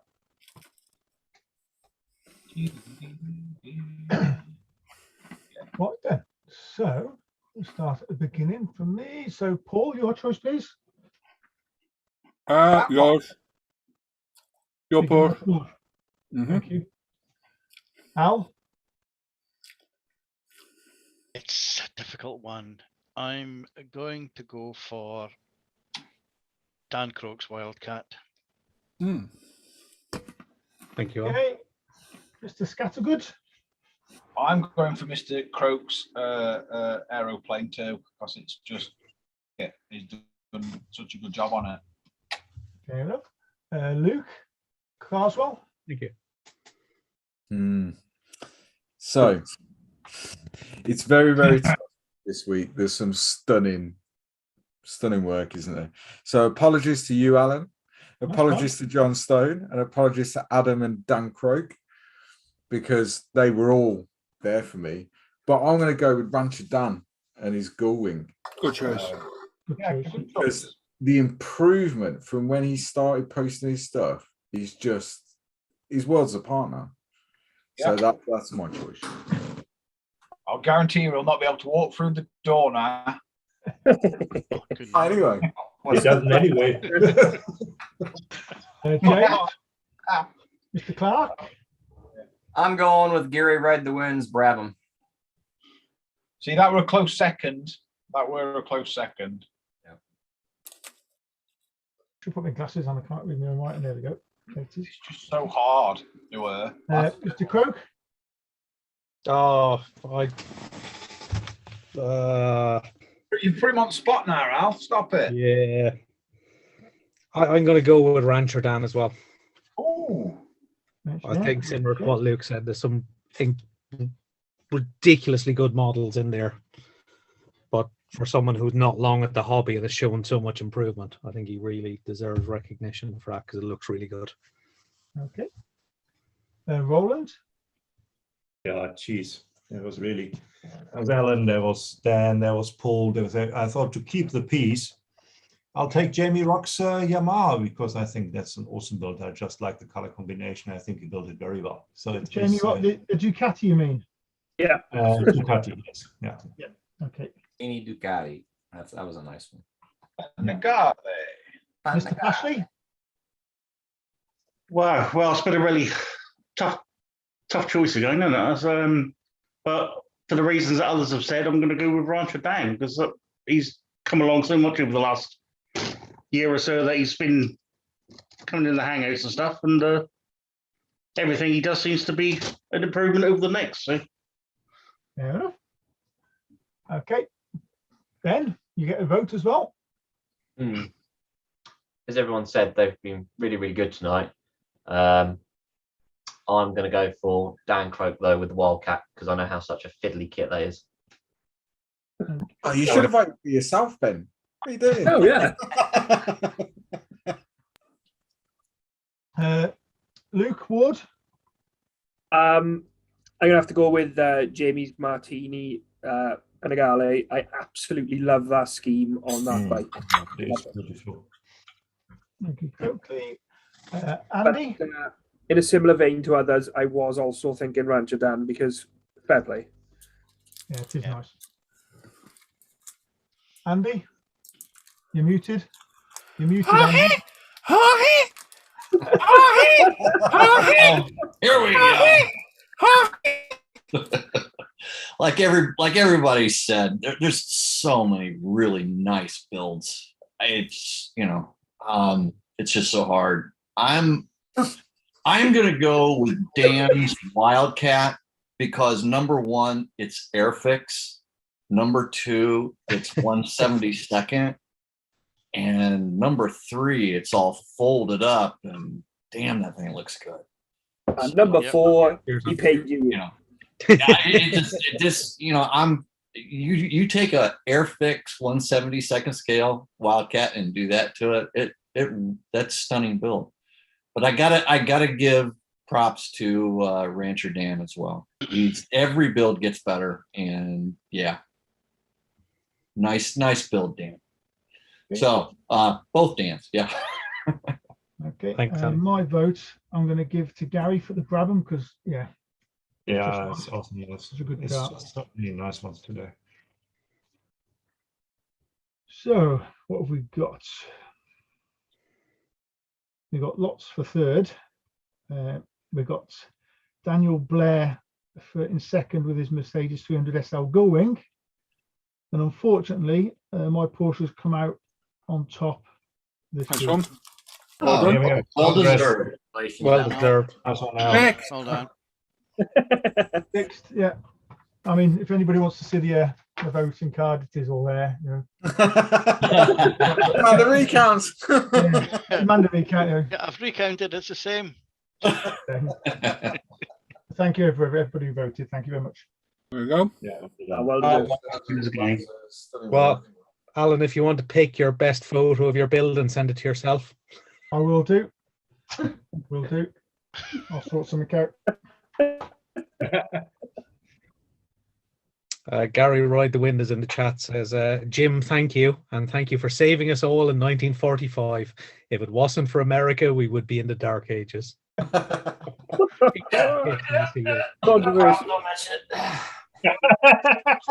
Well, just on a simple fact here, 244 Americans actually left their country and joined early on in the war. And that was the start of the Eagle squadrons. So there you go, fun fact. Well, thanks, Al. Yeah. Yeah, they didn't sit around waiting for years. They came and helped. No, Yeah. they got off their bums and they came across here and they said, "Here's a hairy plane." They either went to you guys or they went over to China. This Hitler fella's getting out of hand. We need to do something about this. I know. Right then. So, come. I was going to say, even though Ireland was neutral during World War II, about 70,000 Irish men fought. Yep. Yeah. British forces during World War II. Yeah. Mainly because they were probably drunk and they could fight. Yeah. Didn't want to be left out. Well, if we'd have been invaded, you would have been next. Wow. Well, that's no laughing point. That's true. Yeah. Wouldn't have stopped with us. No. Yeah. Yep. Yeah, I remember it well. You were next on the list.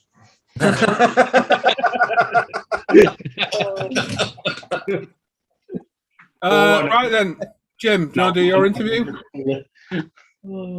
Blatantly. Cool. Are you Hey, ready, Mr. Divisio? Hang on. Yes. Oh Let's my do God, the you intro. said it wrong. Intro. Wait a minute. God's Intro. sake. Right, I'm going to hand you over to Jim, who's going to do the interview with Mr. Divisio. So I'm going to spotlight Jim. Holy cow. No, not me, Ben. And then I need to add. That should put you both on screen. Look at that. That's better. We did the stretch, Jim. We're getting ready. You get stretching for Jim. It's not even stretch you anyway. Comb your hair. Jim's lucky he still got it at that age. Yeah. Yeah. I'm just happy I've got it. My dad's going bald, so it won't be long. No. Alrighty, my first interview. So Just quickly, sorry to interrupt. If anyone else got a question, pop it in the chat and we'll get to it at the end. Yeah. I forgot that bit. Carry on, Jim. okay, so Mr. Divisio, Yes. what is your favorite color? What is my favourite colour? I'm going to say blue. What is your quest? Since when was Life Lord of the Rings? I'm going to say getting a fast car. Okay, enough of the funny stuff. That was funny. Which leads into your age here. You're probably too young to catch on to the first two questions. So, what have you learned today about photography? Not much. That I'm better at it than I am at painting. No, use a good background. Okay. Oh, that, yes, of course. Yeah. Does anyone else want to do the interview? Does anyone else want to do the interview? I told you it wasn't gonna be like a normal interview. So first real question. Tell us a little bit about yourself. Oh, where do I start? Beginning. Well, I'm 21. I'm born in 2000, so I'm probably, we'll say, somewhat younger than most people that do this hobby.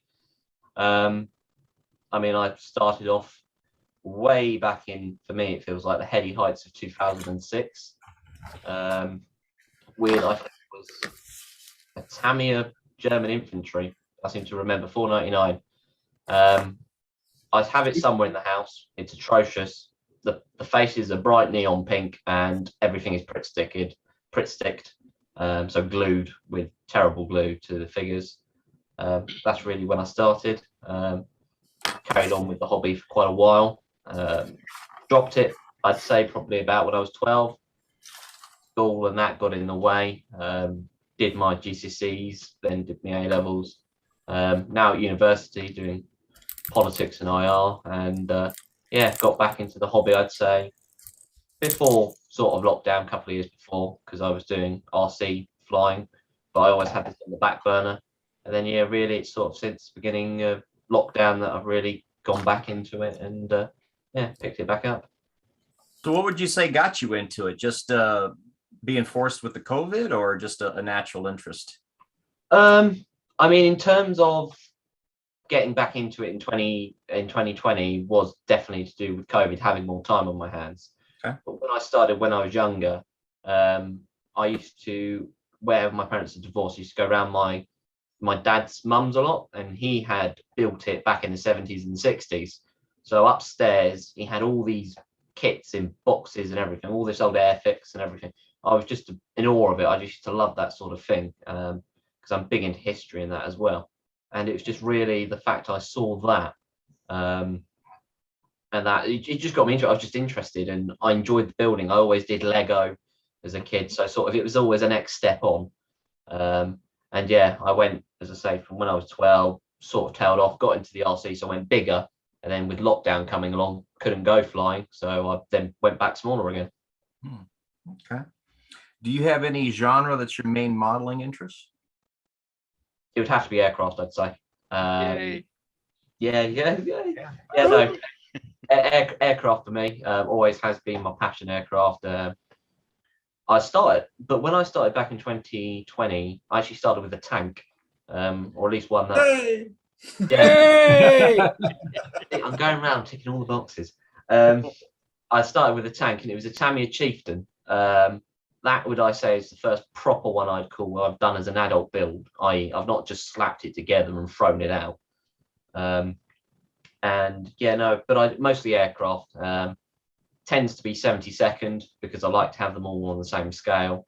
There'll be a couple that will be 48. So, yeah, there'll be a couple that are 48, which tend to be the Warbird styles. But there again, I do have sitting somewhere a 48 Sukhoi 27, which is going to be huge. But yeah, aircraft certainly for me is where my genre sort of is. Okay. So as a younger person in the hobby, we got the polar ends here. You're 20 and I'm almost 60. So I'm interested in your take on the hobby from a younger person's perspective, because it typically is what I grew up with. And so now to see somebody as young as you taking it up, yay, good. But you know, what is your perspective on the hobby, and maybe leading into that, where do you see maybe your generation taking the hobby? Not that there's that many of your generation in the hobby, but where do you see it going from here, or where do you see it being taken? I mean, I see it being taken and certainly probably merged with, because obviously a lot of my generation, they like to be on their computers, they like to be doing their games. But those that are interested in doing the hobby, I know a lot of people like myself that are my sort of age and, you know, within their 20s, they bring a lot of the 3D printing element in. So that's become, I think that's going to be a big driver where the two are going to sort of merge. I also think that it's going to become more specialized. I don't think it's going to be generally as big as it was, but I think it's going to be more specialized, and really it's going to be a sort of, I don't know how we go forward with this. I think this hobby would be very good being taught with STEM subjects at schools. That I think is how we're going to breathe new blood into it, because I remember when I was at school, they were starting to take all the STEM subjects out. So from when I left school, which would have been about 2016, 17, certainly on my outgoing years, all those subjects were gone. So there was no really introduction to anything mechanical, you know, stuff you'd put your hands together with. Even design technology was going. But I think they've realized that you've got to bring that back in to have engineers, to have this, to have that. And I think that's going to sort of bring more younger people into it. I certainly notice, again, I do work in a model shop as well as a part-time job. Those that are younger, normally their dads are engineers, or they've done a lot of the time at school. They'll be doing a project and they'll need something for their project. And a lot of them like the sort of, airfix stuff. That's what we've brought in over here in the UK. And that always proves very popular. But I think it's going to be a mix of more specialization, but introducing it more to kids. And I think if we can get those two intertwined, I think we'll do quite well. But yeah, 3D printing, I think, is going to become a rather large element in the end. So do you think that model manufacturers will get into that and then offer it as a downloadable file for you to build, or do you see it more as more of an aftermarket thing where you can buy add-ons for kits? I think it will go both ways. There's obviously a demand for aftermarket as there is. You've got photo etch, you've got resin parts, all that demand is there currently. But I think the idea that you could buy a file, you pay a license fee effectively, and you could print as many as you want off, that I think is going to prove very popular. And it's going to prove convenient. Again, it's going to be how the model hobby is going to, plastic kits, going to evolve rather than maybe, totally change, or in some traditional sense, injection molding or whatever dies out. I don't think that's ever going to be the case. But I think it'd be a new string in the bow for, for the hobby that, for example, I've got a 3D printed Queen Elizabeth class carrier. Yes, you do. Can't buy that. There's no, you can't buy that anywhere. A guy had designed that on eBay. Yes, he doesn't sell it currently as one you can take away and print yourself, but it's an aspect he's looking at. But again, it's stuff like that, that subject's never been modeled. So having 3D printer, having licenses, that could really open it up. And that sort of comes back to that specialization, depending on what you want catered to. If you can cater to it, there's a market for it. I think the chap I bought it off, I had the 6th one he ever did on a production line. I think he's now sold over 60 something models. And he's changing it, redefining it, everything. And yeah, I think 3D printing will be, certainly resin kits that you can download or that you get sent to you. Either way, I think that's going to be a growing part. Okay. So you mentioned you work in a model shop. So with that being said, do you see any certain genres of models maybe being more popular with certain age groups than others, and maybe taking over sales, as far as, maybe Gundams with the younger guys, because that's proven to be a pretty popular genre? Do you think that'll ever happen, where the old guys like myself with their jets and World War II stuff get pushed aside and it becomes a more younger person's hobby with sci-fi and Gundam things? Yeah. The sci-fi kits, funny enough, they don't sell as well as the regular kits. And I think that's more to do with price point and licensing. Because, for example, the Star Wars Bandai kits, we get loads of youngish people, say in their 20s and even younger, who look at it that really want it, but it's the price that puts them off. Right. So they actually then go and look at the aircraft, the tanks, whatever, because they're cheaper. But there definitely is sort of a generational divide on what people tend to buy. Tanks and armor tend to be quite universal. There's no real sort of discriminatory end to either young people or older generations are buying it. The sci-fi stuff, Star Trek, funny enough, that's always very much younger people, except for a few of the classic kits that are done, where those who remember William Shatner, for example, in the original series, they'll buy those kits. But generally, it's quite universal more, I find. Cars, though, are probably the only ones that are sort of, I'd say, are, depending on the age of the car that's being modeled, does very much heavily depend on who buys it. The classic cars always tend to sell to older people, whereas the more modern, sporty, I know Aoshima and do a lot of drifty style cars or whatever, and that tends to always go to a younger generation. But most of the kits, I say, they're pretty open to who buys them on an age demographic. Maybe cars and maybe boats, actually, I'd say, are probably age specific. Okay. that kind of bleeds into my next question. Working as a retailer, do you see any one thing driving the market? So maybe what would be one of the more popular things right now that are flying off the shelves? I mean, the ones that are sort of flying off the shelves tend to be newly tooled stuff of either new subjects totally that haven't been done, or always popular subjects. So, for example, Hercules. Today, we've just had in the news of Esda C130, the stretch, the J version. Now, that has sold very well. We sold quite a few pre-orders of it. Now, there's always been a kit, normally Italieri, around the block.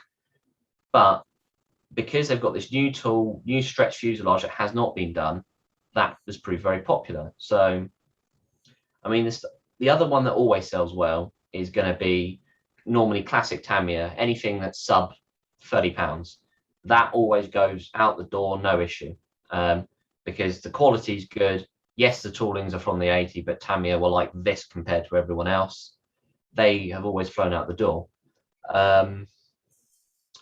Again, for us, because we are a mostly remote control aircraft shop, but we do the model kits as well as quite a big chunk.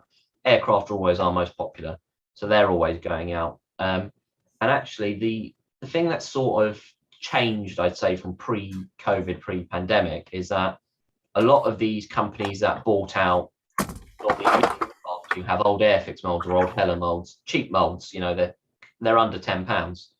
They go out the door no problem. And yet these models, the toolings, if you look to them, you'd go, compared to models, you go, oh God, the amount of sanding, filling, everything, it's just not what I'd want. But they sell really well. At the minute, it's gone from beginning of lockdown, where it's expensive kits that are going to take your time and new release stuff. It's now changed. It's sort of quick builds. So it would seem that those who maybe tried the hobby again during lockdown, that have maybe gone back to work, you know, got another job, haven't got the time, we're still retaining them, but they're just changing what they're buying. So price point's more of a driving factor than anything else, you think? Yes, currently, definitely. Price point is very much anything in that sort of what you would call pocket money once upon a time, £10, you know, they sell no problem every week. You know, it's the bigger stuff that sort of sits around till a birthday, till Christmas. There's not so much buying like there was at the beginning, where people, they weren't going on holiday, they weren't doing this, they weren't doing that. I see. Okay, so you're only 20 or you're 21 and you've already run the gamut of what most of us do. You know, we do the hobby as a kid, and then we get out of it, and then we go to school, and then we get a job, and then we have the family, and then boom, now we're back into it again when we finally have a little bit of time and disposable income. So here you've already said, I did it from 6 to 12 and I gave it up. Now I'm back into it, you know. So with all that being said, you got your crystal ball. Do you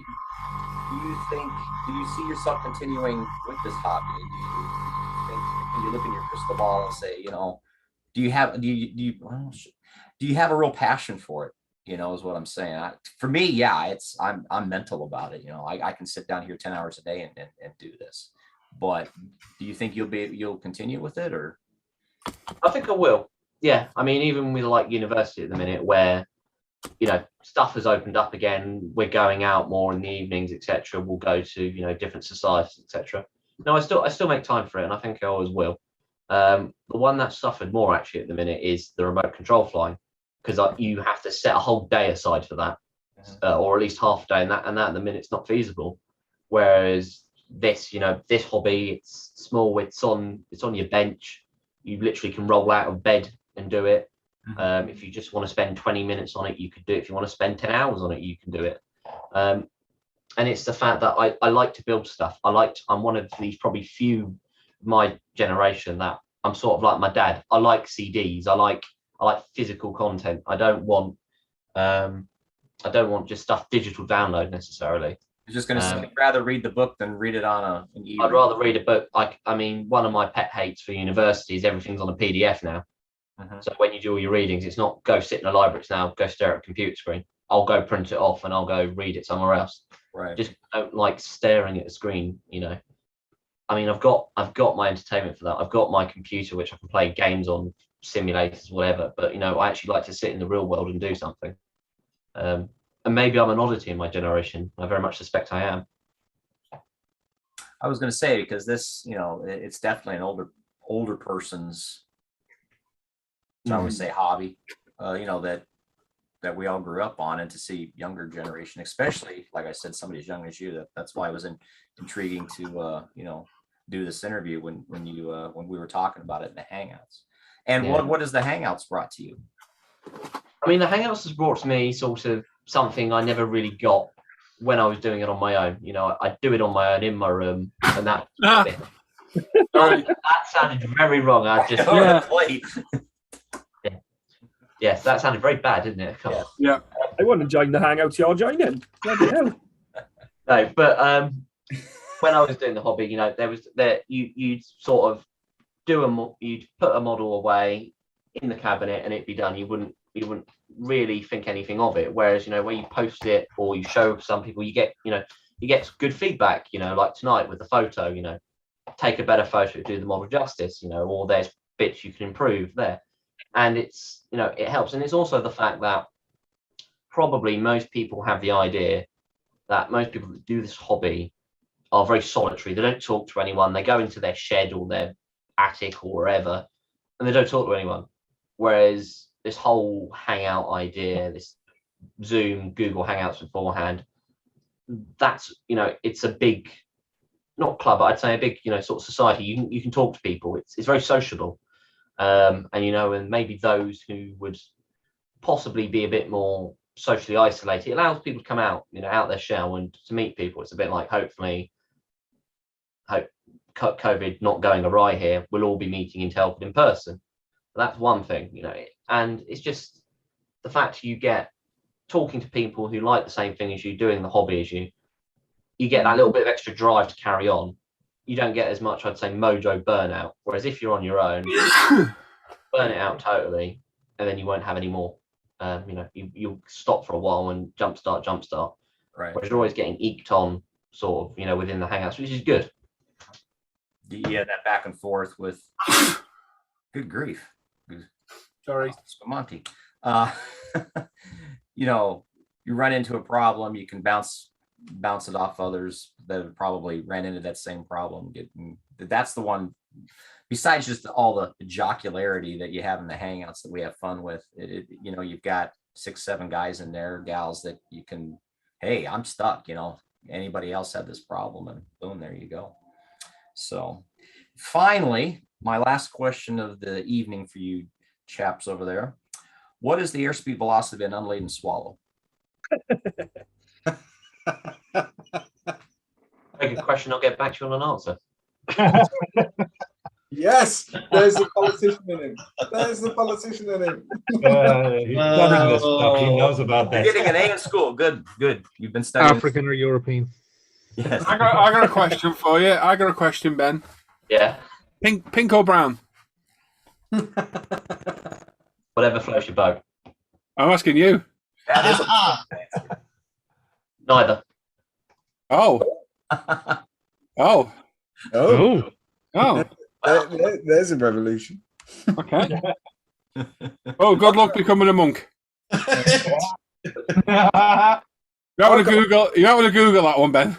I know what you are, and I'm just gonna go neither, no comment. There you go. Oh, okay. I see. If it's me, I'd go both.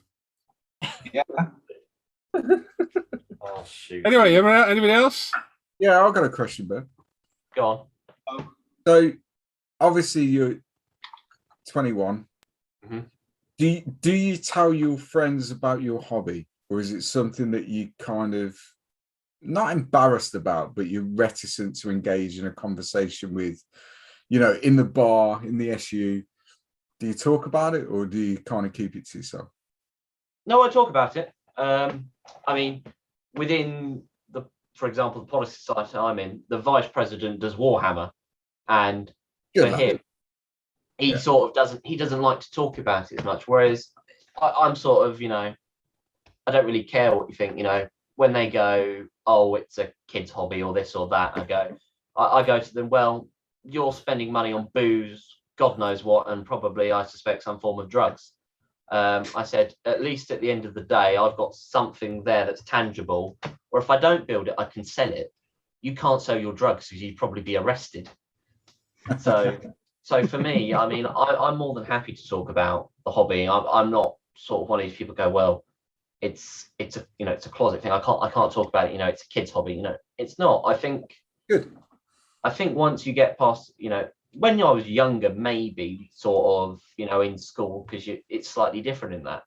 But certainly from A level and university, people ask me, I just go, yeah, I would. I tell them, I just go, yeah, I build plastic kits, and they go, my display cabinet. Oh, well, that's a bit silly. But then I'd go to them, well, you just complimented me on having a load of Formula One die cast. I said, what's the difference? Yeah. One a guy in a factory in the Far East puts together, one I put together in my house. Yeah. They serve the same purpose. Can some of the mod team just read that comment in chat and see what you think of it for me? Which one? The last one. Before Dan's. First, my ad. That's an interesting one. First time. Ooh, what? What does that have to do with anything? I'm lost. What was that, Jim? I'm lost on that one.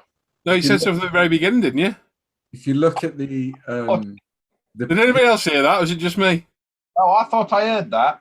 I thought I heard an F-bomb as well. Yeah. I just said, Yeah, if you look at the YouTube icon as well, yeah, I would potentially get rid of that person. Yeah. Bye-bye to... Well, no. Let's give them the benefit out. Slogo, whatever the hell your name is. Yeah. Hello. Yeah. Let's give them the benefit of the doubt. Yeah. Sorry to interrupt. Any other questions, anyone? I've got a question. Go on, Andy. So Ben, in the Hangouts, we've done the modeling and we've watched some aircraft videos. Oh yeah. Have you attended any air shows? And if you have attended the air shows, how much would you say has that influenced you with your modeling? I know you fly RC as well. Is that an offshoot from your air show experiences? If so, I would say so. Yeah. I'd say the air shows reinforced it because, as I say, when I started in 2006, I was too young really to go to air shows, but my dad had done the hobby before. But I can remember, must have been about 2010. We went to Dunsfold in Surrey, which is where they used to develop the Harrier, and there were Hawker Hunters flying. There was a Vulcan flying, and the display I remember as my first real display that I sort of go, wow, I remember that, was the RAF Tornado pair, and they had pyrotechnics a lot there. And after that, I went, I really want to have a model of that because that's really cool, blowing stuff up as you do as a 10-year-old or whatever. So what did I do? You pop along to go look at some of the vendors and see what they got, and lo and behold, I think it wasn't a GR4 that it happened to be flying, but it was a Tornado F3 by Airfix starter set. Took that home, built it, loved it. When I next went to an air show, if I saw something I liked, on static, when being to ducks with Spitfires, Hurricanes, bought some of those kits. And no, I think the air shows have definitely reinforced it, and I've been to a lot now. I've been to RIAT, Duxford Flying Legends, Eastbourne International, Bournemouth International. Yeah, I've been to a few, and I certainly say they have reinforced my love for the hobby. RIAT 2018, I saw 2 Ukrainian Sukhoi 27s, and now I've gone and bought a Great Wall hobby. Yeah, two-seater. Two-seater Su-27. So, and that's going to be done in the Ukrainian scheme with all the digi camouflage, and it's like I've got a Rebel Rafale, which is going to be done in the 2018 display scheme. So yeah, air shows have definitely played a large role. Nice. So you kind of fall into the same trap that a lot of us do if we read a certain book on history or a certain story, or you see something out, go to a race or whatever, and you see something that piques your interest, like I've got to go build that. Oh yeah. I mean, my worst obsession probably is to do with the Hispano Buchon from the Battle of Britain films, the 109s that were Spanish built. Mm-hmm. I mean, I've got my biggest regret is selling all the movie star Bouchons I bought. Yes, I did make a little bit of money on them, but I regret selling them. And I've got 10 resin Casa engines to go on 10 Heinkel kits if I ever get that many. So, and my dream diorama would just be a huge plywood board of Casa Heinkels and Bouchons and Spitfires and Hurricanes as if from the film. But yeah, that sort of thing definitely influenced. Anyone else? Favorite aircraft? Oh, Hispano Bouchon is the Spanish 109. Good taste. Berlin engine and a 109 airframe. Heaven. Yeah. Plenty on the go at the moment. Anybody else? There's a question in the chat. About the VHS tapes, is it?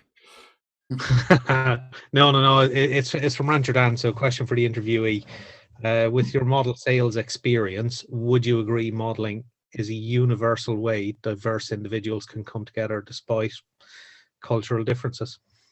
I think that's the differences he put in. Yeah, definitely. Like any hobby, you don't necessarily need to agree with each other in any sense for anything, but you've got one common thing. Disagree, there we go. And you know, it's the common theme is you like to build the kits, whatever. I mean, yes, you'll get the rivet counters. I know that's technically not cultural difference, but you'll get rivet counters who will go they'll go, I'm only a build cars, I only build this, I only build that. But most people you find are not like that at all. Most you'll get people that build ships, cars, trains, planes, automobiles, and some people Star Trek. So you get the whole array. But no, I think as a hobby, it's one of the ones that's certainly more universally accepted, and you can be whatever, you know. You could be an American and a Brit. So we even allow Australians in. So we're very, it's very open, the hobby. Borderline. Anyone else? I think I'm good. I think is there a question from Daryl? I can see. Ben, your spray booth looks as cheap as Chinese as mine. Do you care about elitist needs for multiple Apex airbrushes? Well, the spray booth is a spray booth. It's there to suck air out and get rid of all the horrible particles. So, I mean, as long as it does the job, I don't need an all singing, all dancing one that has a touchpad, Facebook or whatever in it. I'm not really fussed by that. But in terms of I want one of them. Yeah, where do we get one of them from? Yeah, who sells them? But someone's going to design one at some point. I mean, the radios, they've put Facebook and Bluetooth in for the model flying, but that's stupid as it is. Anyhow, but no, in terms of airbrushes, I bought 2 Apexes in July. I've still not used them. The compressor's still in a box, and I still use a rattle can. So when I actually bother to open it and properly use the airbrushes, I will let you know. But break the seal, young man. Yes, I know. But in terms of, I think it's you've got to have, if you want to get a good finish, you've got to have good tools, and splashing that little bit of extra cash out will help you. It will benefit you. Decent, brushes. I mean, I've got Tamiya Snippers, which are 30 something quid here in the UK. Now, people at work roasted me for these because we sell clippers that are what, $9.99. But do you know what? For a tool that's going to last me for ages, it's going to stay sharp. It's not going to snap. It's not going to break. It's worth doing. Obviously, you don't need to have the all singing, all dancing all at once.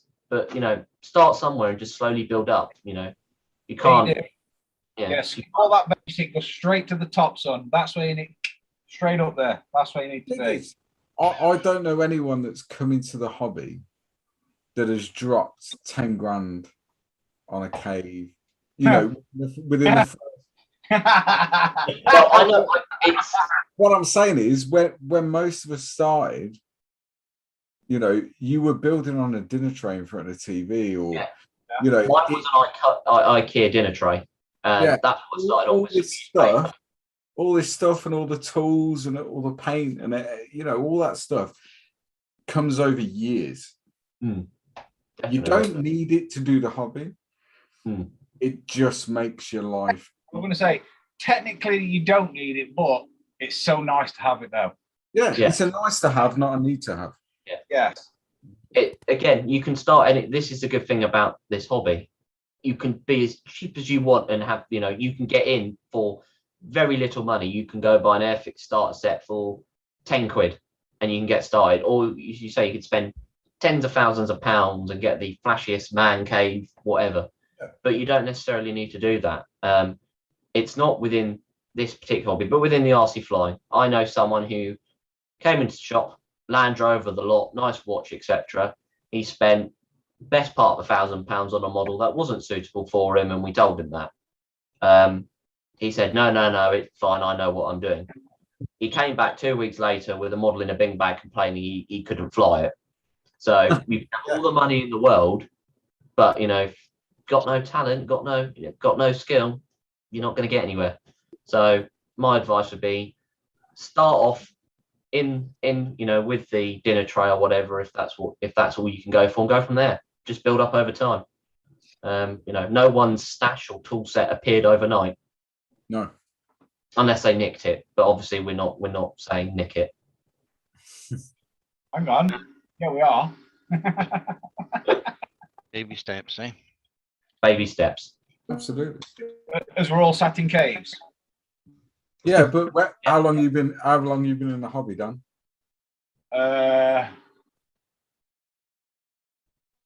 Probably 10 years now, something like that. Al, how long you been in? 5. Yeah. After that's peak, what I'm saying. Yeah, but I can now afford it. That's the difference. At the time, I couldn't. Yeah, that's the difference.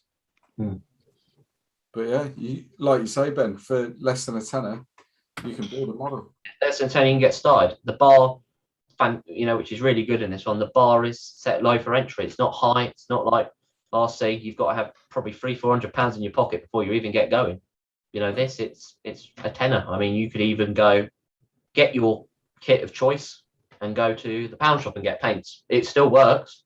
You know, it's what matters to you. Do you think your model's good? You know, if you're happy with it, go for it, jump with it. Absolutely. You can make the hobby what you want. You can keep it simple and inexpensive, or you can make it very complex, and really the sky is the limit. And there's not too many hobbies out there that are like that. Yeah. Yep, true. Yeah. And all I say is if you're sort of watching along and you've not got into the hobby, just go down to your local hobby store if you've got one, you know, or if you can't, just find somewhere, get a kit, try it, you know. UMPretail.com sells kits. UMPretail.com if you're in the UK, you know, just, you know, for as little as a tenner, give it a try. If you don't enjoy it, well, you've only lost a tenner and you get a model at the end of the day. So, you know, not a bad deal, even if you don't like it. Very true. Very true. Well, Ben, your spray booth is exactly the same one I had delivered today. So it works. Same one I got as well. Yeah. It's not the fanciest looking thing, but it works. No, the only deficiency with it is the amount of air it moves, which is not brilliant. Yeah, it doesn't move a lot, but it moves enough. It's okay. Yeah. However, if it doesn't move enough air, you can always go like I've got a big B&Q fan, which was reduced to £12, that blows enough air through it and out the window. So push it along a bit. Yeah, you can always put exactly the same one next to it as well, and open up the partition and just have it bigger. Yeah, but no, the only thing is if you are spending lots of money on the hobby, make sure you have a separate bank account and your wife doesn't know. My wife, or have an understanding wife and don't be in a abusive relationship. Yeah, there's that too. That's the thing. My missus has no issue at all with how much I spend on this. Yeah, similar. You know, as long as the bills are paid and you know all the real world stuff. Because like now, for example, what time is it? 9:15 on a Friday night. If I wasn't sat in here, where would I be? Pub, brothel. Yeah, exactly. In the cells. In the cells. Yeah, by now probably. So she has no issue in. I'm going to put my models for heroes hat on a little bit here, but the benefits to this hobby are so underestimated. It's meaningful activity. Whether you've got an illness or an injury or whatever, just the real world is very stressful. And Ben, no disrespect to you, you haven't quite got there yet. Oh no, by no means. Yeah, the world will shit on you at some point. You'll soon figure out. The world is very I'm stressful. a student. I'm all right, lad, as they say. Find something that distracts you away from the real world, then you've cracked it. You know, modeling's not for everyone, but I implore anyone to give it a go. Absolutely. Like you say, for less than a tenner, you've got a good few hours there of just complete distraction from real life. And it works. It does work. I'd say anyone needs some sort of creative outlet, be it modeling, doodling, playing guitar, something creative. I think really does. Belching. Yeah, I suppose. With KFC Crush'em straws the best, but yeah, whatever. Something, something creative. I think really does help the mind. Yeah, absolutely. Happy days. There we go. All done. Nice Chat one. all done. Let's have a look at the chat. Yeah, good interview. Well done, Jim. Good questions.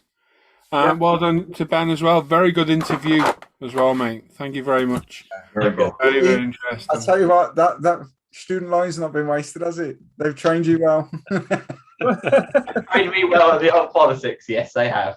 Good man. But I'll just say this as one of the old guys in the room, to Ben's credit, I mean, very well spoken, articulate, and put together for a 21-year-old. I've seen many in my year that can't hold a candle to Ben. So good on you, Ben. Yeah, absolutely. Yeah, well done, buddy. I do attempt not to dribble. Oh, that'll come as age gets to you. Yeah. Some people pay extra for that.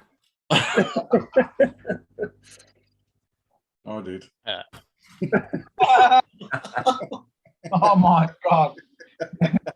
Quickly, move on, quickly.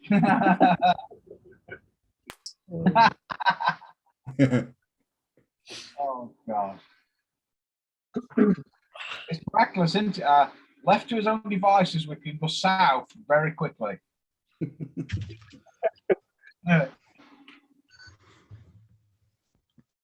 Right then, what should we do next? Let's get the spotlight off.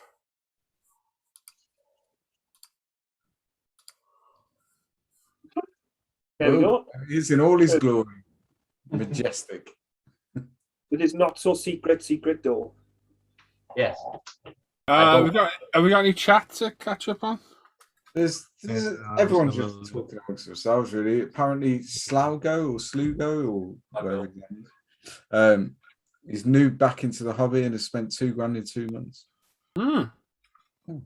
Nice if you can afford it, mate. Yeah. Oh, we've got Mike Hasselgrove. He's been watching for a while. First time in the chat. Well, hello, Mike. Hey, welcome Mike. aboard, mate.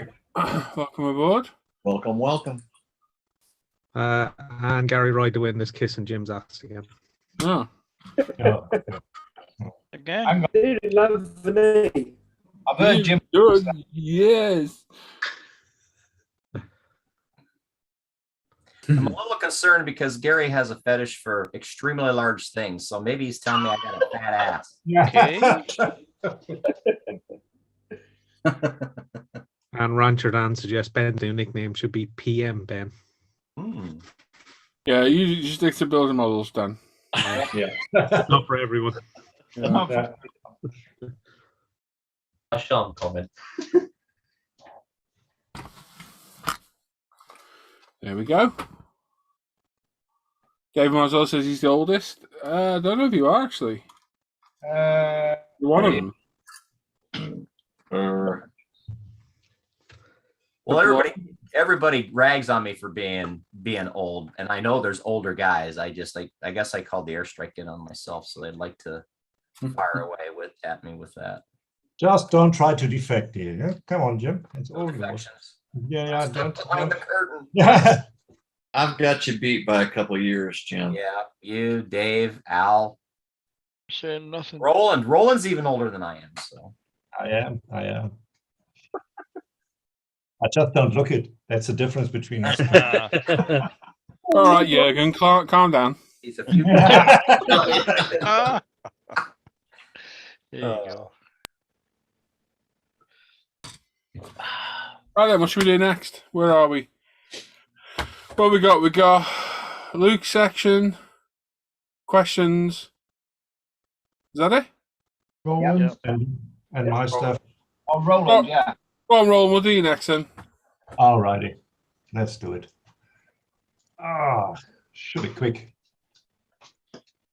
Just clean up here for you guys. What about you? You've been drinking tonight, Daryl. Daryl seems very combative in the chat. Yeah, he's. Have you had a few tinnies tonight, Daryl? Wow. Almost sounds like a threat. He's fighting everyone. Isn't it? It always sounds like a threat, that. Bloody hell. I said his bottle of white label tonight. Bottle of wine. That Lambrini's dangerous stuff. Yeah, but it goes well on chips. He obviously had a girly drink like Simon. Oh, Preferred Vespa myself. Right. Well, let's start off with Al. Al has a particular liking for model of John Stone. I see a theme here. Greetings once again, slaves to the plastic. Update then on the Hobby Boss 135 Jackal. So all ROPs are now also the MWMA kit. Jeez, has been fitted. This is not yet complete as the ring for the automatic grenade launcher has to be fitted to it. But we are progressing. Thanks for looking. Comments welcome. Model on. Nice. I'll take it away. Thing that gets me here is that you can't see any excess glue. You know how you lay down a glue line with a brush, and for me, you can see the excess either side of the seam or whatever. But he's got PE, he's got everything on there. Everything looks well sanded. All the seams are there. Just everything's just absolutely perfect, and all he's done is stuck it together, really, And if I could get my plastic looking half as good as that, then yeah, I'd improve a lot. John is a very, very good modeler. We have seen it again and again. I mean, he's doing really sterling work. And the filler he's got on the ring there, the gun ring, the emplacement ring, just kind of stands out, but it's just all perfect. I want you to back that Alan McNeish bus right up there, sir. Yeah, I know. Of course he is. He's always low bowling. You keep saying that, you're not a good modeler, blah, blah, blah. I reckon that out of us all here, you're probably the best aircraft modeler, to be fair. Yeah. Well, I'll tell you what. If I was to take one of my models to Telford, you would look at it and think, no. Big guy, done it? Yeah. Oh, bad. Or me. It's just no. The thing is, though, Al, I've seen you work on some turds and polish them. They've been really, really bad kits, but you managed to come out the other side and produce a really good looking model. Yeah. Yeah, good point there. I mean, if you're talking about the Bronco, then yeah, fair enough, but you didn't see it in the flesh. If that was on, I have seen better kids models, you know, up to 10 years old. Rubbish. Than I produce now. Hey, those kids tried hard, Luke. The thing is, though, Al, I find that models in person, yes, while they look good, you can't see the flaws until it's on camera. I always notice a lot more flaws from pictures than I do in person. Do you know what I mean? Yeah, And which is photography. Your photography is right up there. I'd say out of all of us, other than Paul, your photographs are right there. Do you know what I mean? You know, because you like photographing, and I mean, I'm crap. I could have the best cameras and all that jazz, and I'd still take a shite picture. But your work, for me, your work is right up there. And you know, I'm not blowing smoke up your arsehole like that. I don't like it when a modeler pulls himself down. I know we're all overcritical about ourselves, but I can't sit there and let somebody pull the sense down saying, "Oh, I'm not a good model," blah blah blah. When the reality of it is, you're an excellent modeler, and you know. Let's just agree on average. I agree with you, Al. You're crap. Yeah, no doubt about it. But you know, when I see a lot of these models, when I choose every week, or nearly every week, you know, something that I quite like, it's because I want to attain that or that level. But I degree think of not perfection. I won't say perfection, but I'll just say that degree of it's that level of skill that you're aspiring to, isn't it? Yeah, absolutely. I mean, we saw it in Dan's section. That is ISM in a nutshell. The level of quality of the work that people are pumping out week in, week out. Yeah. You know, whether you've been a member for a month or 10 years old now, ain't it, Paul? Me? No, not you. I Paul. Sorry. 8 years old, ISM. Oh, yeah. Ish. Yeah. So whether you've been a member for a month or you've been a member from the beginning or whatever, I certainly never ever fail week in, week out to be inspired by the quality of the work that's put on ISM. I agree. I agree with you. These guys and girls, they don't have YouTube channels, they don't have Instagram accounts, they're just building models, and then they turn out something and you're like, wow. And you're constantly trying to meet a standard, and that's what keeps you in the hobby. Yeah. Without a shadow of doubt. So next year, when I start to build some big aircraft, I'm going to be looking at your work, Al, going that I want to be that good at aircraft. Let's not do it that way. Let's do it properly. it's a constant source of inspiration. Yeah, absolutely. I mean, these things that come up every week, it's so difficult, and it's every genre as well. Yeah. And you get the modelers like myself. I stick to aircraft. You know, you're into your dios now, but other folk are like across the board. They build, you know, every genre, and they build it well. You know. Yeah. John here is obviously into the armor side of things, but you know, just and he to see, does it very, very well. I'll tell you, he does do it very well. To be fair, he does. I'll tell you the thing about John is he not only does he do it very, very well, but he's a prolific modeler. I'm just amazed at the level of modeling that he does as quickly as he does. I mean, it just seems like week after week he's pumping out these phenomenally detailed, just superbly crafted models. Like this one right here. This is not going to be something easy to paint. No, it's not.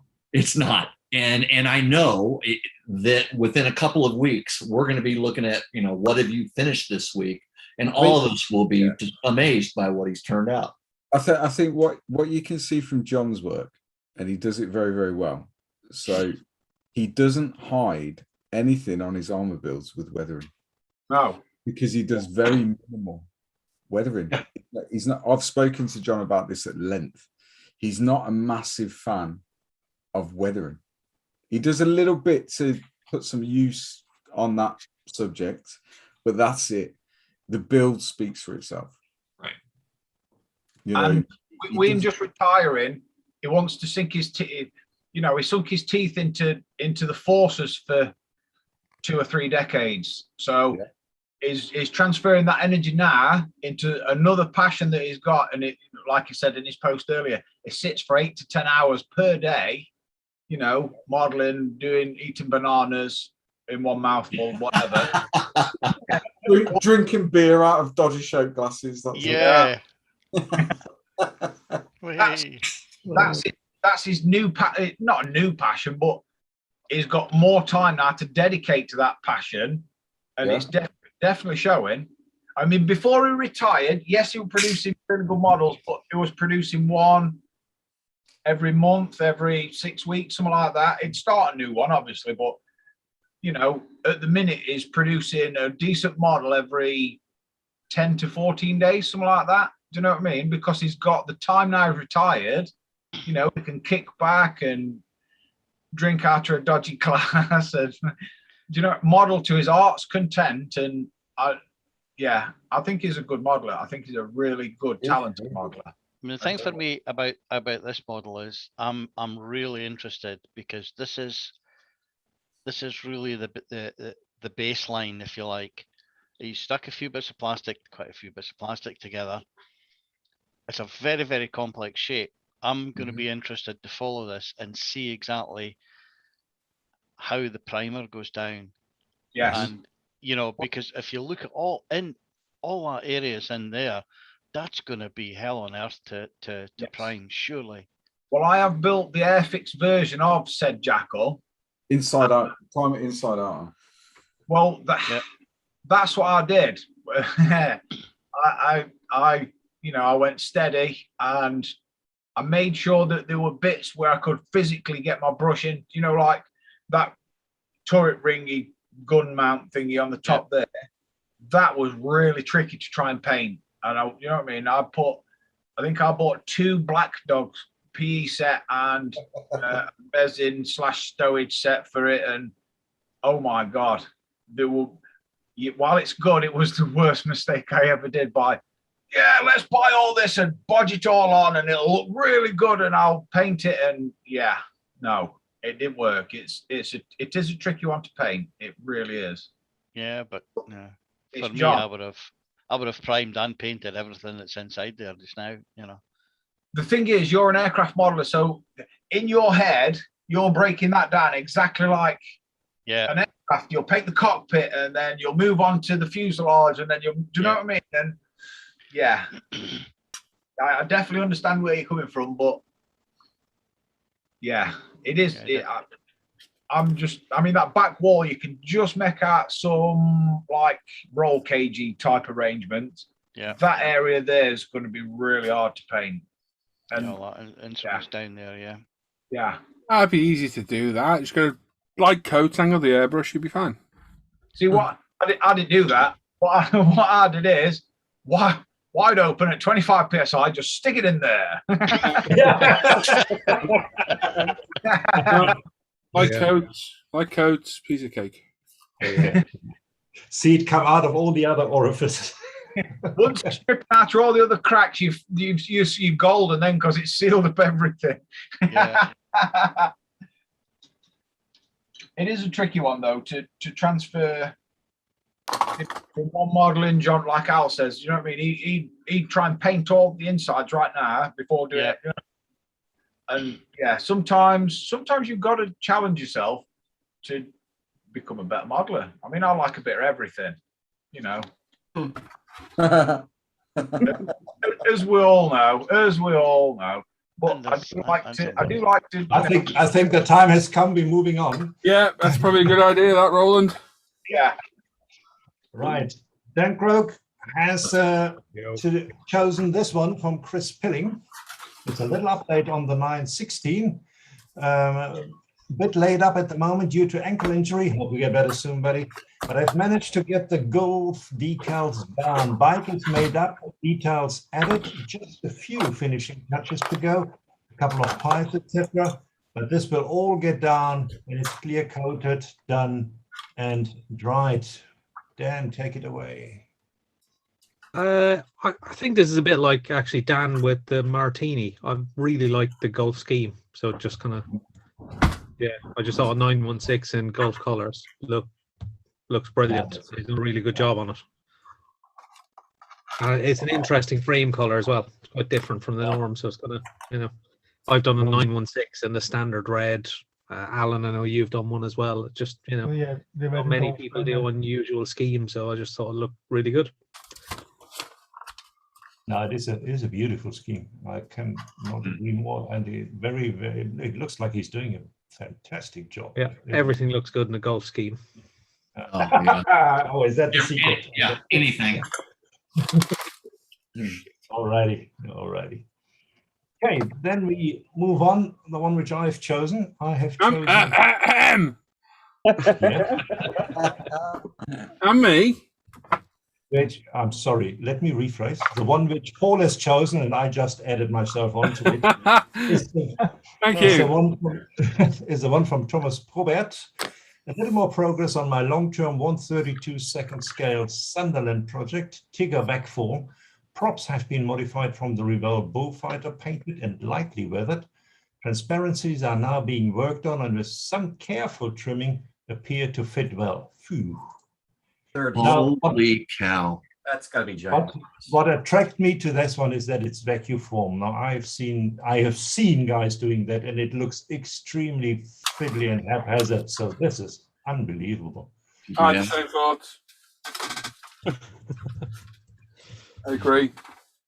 Yeah, no, it's beautiful. It's lovely. Yeah. It's also big, by the way. You will see that in a minute. But, oh yeah, huge. To the reason I chose it. What attracted you to it, Paul? Pretty much the same stuff, really. No, it's just I always like that aircraft. It's a pretty plane, and like you say, back forming, always very daunting. Yeah. So fair play to anyone that does it, and especially in something that size. Yeah, it's going to be something. And it's a beautiful bird. It's just a lovely looking aircraft. Here you get an idea of the size. Holy cow! Good lord! If you've never seen a vac form kit, you open the box and think, "Where's the rest of it?" Yeah, because there's not a lot in there, and it's awful stuff.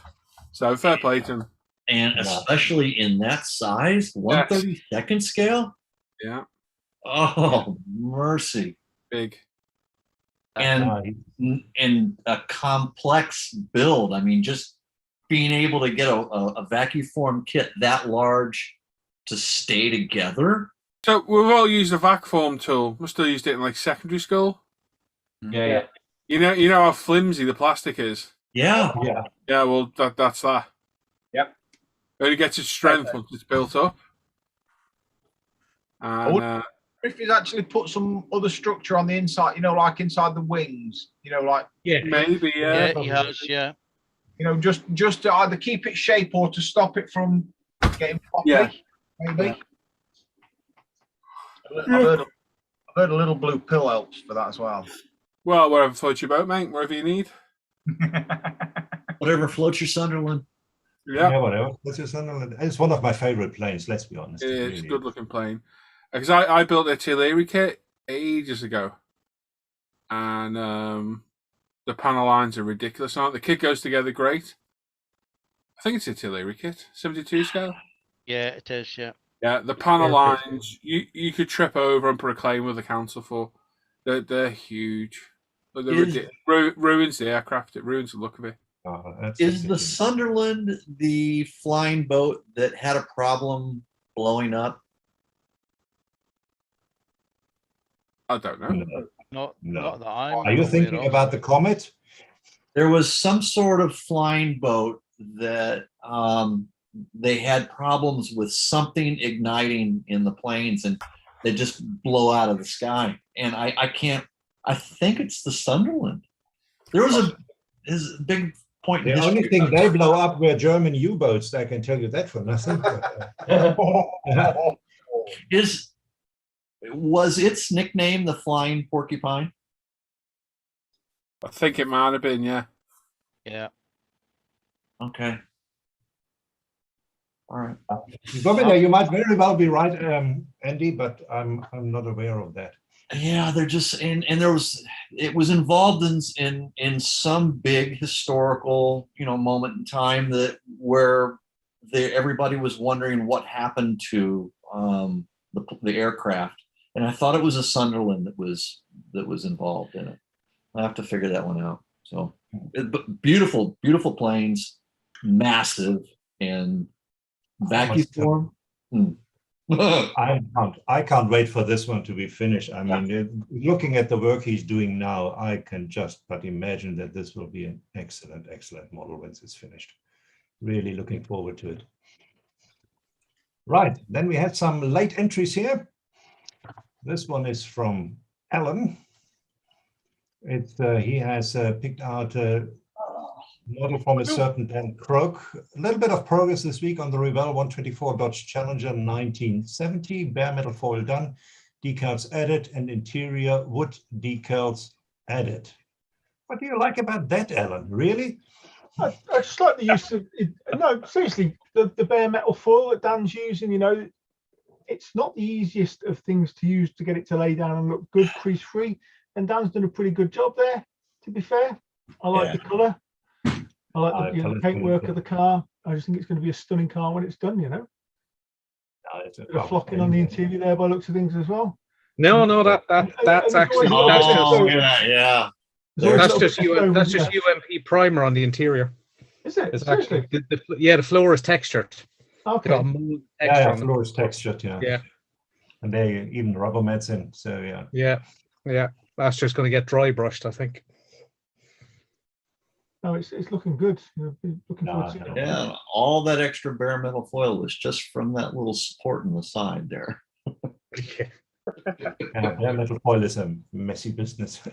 It is fun to do, though. I enjoy doing it, but I'm really beginning to enjoy it. It's very therapeutic. It is. If it works, if you get it to lay down, and you can have trouble with it, but if you get it to lay down and you get your cut nice and clean, it's a really rewarding experience after you've got it. You look at it and you're like, yeah, that looks good. I mean, brand new scalpel blades often when you're using bare metal foil, isn't it? Yeah, no, it is very, very nice. Right, and then last but not least, a young man from Wales, Luke Ward, has chosen the one from Dan Croak. Look at that, Luke. You want to give us your thoughts about that? So maybe you guys check in advance next time. And copy me again. No, I mainly picked it because of the color. I think it's a great color, but what I want to mention as well is looking at that, like, not a lot of people cross genres, so like that's come out really smooth and really, really nice. But then looking back at his entry for Dan's section, seeing the great job he done there, and seeing how we can just like switch genre and still do an all right job, it's quite inspiring. Wow. Nothing shabby. Yeah, no, it is true. It is true. Very well done, Dan. We love it. And that was it. Back to the studio. Thank you. Nice one, Roland. Well done. Good job. Well done. What's chat up to? Yeah, so just an update on Slugo. Yeah, we all just misread his comment earlier. So he was just saying, isn't it lucky the other side didn't win during the war? Right. Got you. So yes. We just misread it. So yeah, of course. So his first time here. So hello and welcome to the show. And sorry for the confusion. You guys would be speaking German, and I'd be struggling with my Japanese. Yeah. Instead of just having knock knees. I was going to do the song then, but I won't. Yeah, I know the song as well, but I thought yeah. There was a question here. What's the best light? Paul, you have some decent lights. What would you recommend? I got the Daylight Company Shesto, whatever the hell they're called, LEDs. But there's some others on Amazon now. They've got a funny name. Can't think what they're called now. I've got some £30 one off Amazon or whatever. I've got 2 of them. Yeah. Bit of an heavy light, isn't it? Jesus. Yeah. That's a measurement of weight, Jim.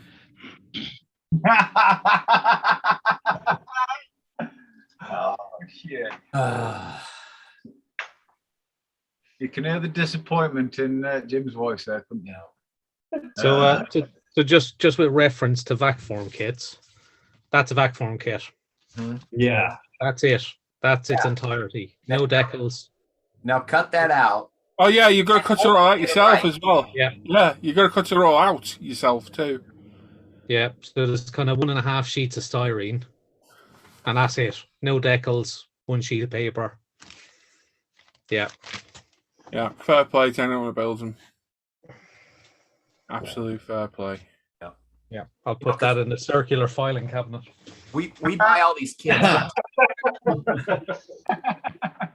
We buy all these kits and we talk about fit and how Tamiya is great. And yeah, to their credit, it's all engineered, right? And that's how it goes together. Those flipping things, it's all entirely up to you because you make one little wrong cut and now your halves aren't going to fit. So, yeah. I mean, fit's not even an equation with those. Good luck filling it. What are you going to fill it with? Yeah. Yeah. You got to, it's a nightmare. There's no way. With a wing and a prayer, that's what you're filling it with. Mm-hmm. Do that. Yeah. So if you want a challenge, build one of these big Fujimi kits. Oh. Where, yeah, stuff. Swear words are a regular occurrence. Well, I think I've stuck myself to it more than I've stuck part on it. It's getting there though. It's looking all right. The engine's in. It's looking all right. I've been stuck to it many times tonight, as you probably heard me swearing. Yeah. I've got a lot of CA glue on my fingers. Yeah, I haven't burned myself because I'm not a silly person.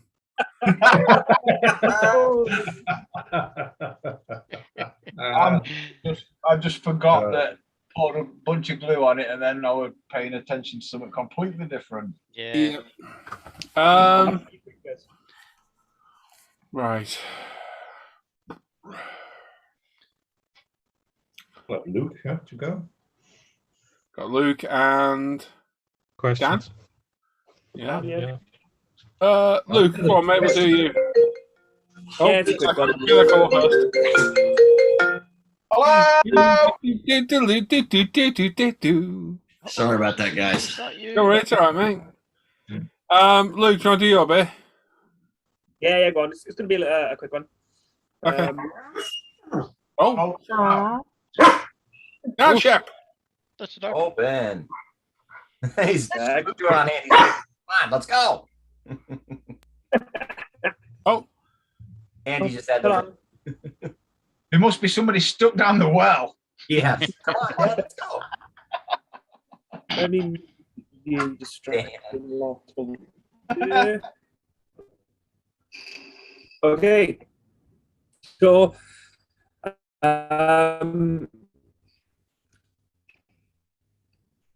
so I accidentally kind of forgot to put a post at. Last week we only had one, and that was Dan Croak, and he just said, for the first time ever, I have nothing, but it's on Thursday. And that's continued on. There's still nothing. Oh. Well then. Disappointed, Dan. But this week we have Chris. What's his last name? Is gone. It's loading. Hang on. Pilling. P. Bacon. My potato and. It's Chris P. Bacon. Bacon with his Chris Piling. Chris. I don't know. It's called Chris. Piling. Pilling. Anyway. Yeah, Chris. Pilling. But anyway. Piling. Mr. Chris. Come in. Mr. Christopher. Chris. John. This. So while trying to get bits done on his Tamiya Ducati 916 build, the little plate that covers the screw head was painted and ready to go on. All I needed to do was cut it off the sprue. Well, he cut it carefully off the sprue and ping. It's now, well, he doesn't know where it's gone. He's hunted for it, the kids have hunted for it, and nothing. So if this is the only thing wrong with the build, I'll be happy. Check your socks. Check your socks. idea. We've all done it. Like, I don't think anyone has ever not lost a part. No. If they haven't, fair play. You can make that though. You can make that. Yeah, a little bit of styrene rod or something. Yeah. Job done. A sheet, yeah. We're frightened of making stuff. It gets easier. Yeah, especially when you find the part you've made it. Yeah, definitely. I'm still finding parts from my very first build. So, you know. Brilliant. That's because I've only just changed my socks. But anyway. Yeah. And next up, we have our very own Mr. Al McNeish. Oh. And it's his 132 Tamiya P51D. The left two side panels, vents, off until I got the answer to my questions on how to create the vanes. After that, he decided just to stick the normal panels on and prime and paint. And that's when the dyslexia came in. All fixed now. Yeah, welcome to my life. Yeah. Wrong grey. Wrong grey. Green instead of grey. Oh, God. Yeah. It was just I see nightmare. the issue now. Ah, yeah, that is very normal. I was thinking of the panel on the other side, which has green, and masked them up and just got confuddled. But that's me. Nice masking job, though. Yeah, it looks good, Al. Yeah, the decals fixed there. That one, by the crank here thing, that's all fixed now because I put it on the oneer thinking I'll let it dry first. But of course, these panels here are all magnetically stuck on with magnets. So I forgot it was that, and I must have pushed the front of it, and it lifted and kind of lifted the decal, so it's all trimmed and fettled now. So we're fine. We're getting there. Nice. I've just lost that. Nice. Like, regardless of the accident, nice paint job, though. Yeah, freehand. But yeah, Well, I think things much to learn. Just a question not to do with this. Jim? Yes. Second Amendment, your right to bear arms, correct? I'm sorry, what? The Second Amendment, your right to bear arms? Correct. Slaugo, what the hell's that got to do with a modelling stream, dude? Hope this won't get me in trouble, but Second Amendment. Wow, Yeah. I think the written word here is getting confused. Again. I haven't got a clue what you're on about. What's that got to do with anything we just talked about? This is not a political platform. This isn't a soapbox. I'll be completely honest. Nobody gives a shit about anything like that. Good luck with what you want, but this isn't the place for it. So I was right the first time.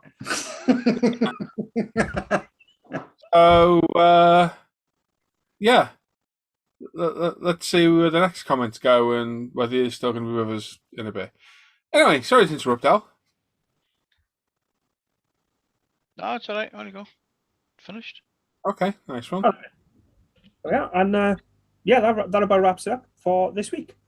So I was meant to post a photo, which you'll see next week when I get over the shame of what I did. So yeah, there'll be a photo of my of a Ferrari next week for you guys.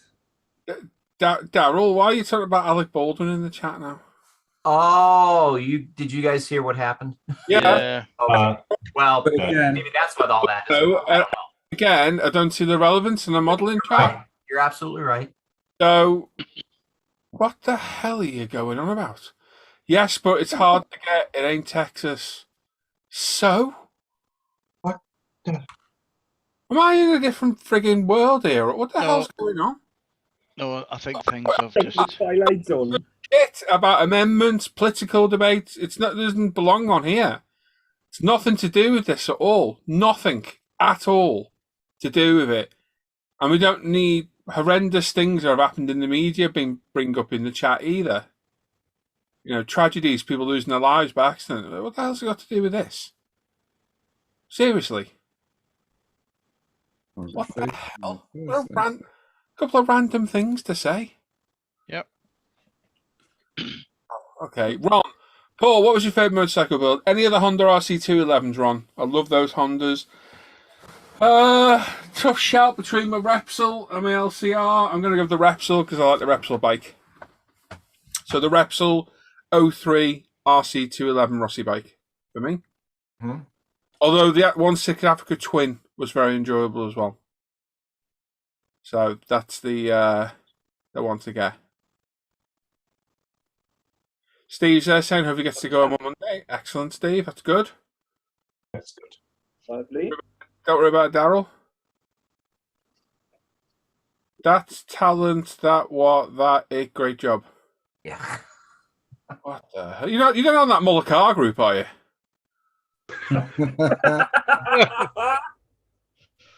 What? I want to feel like swearing.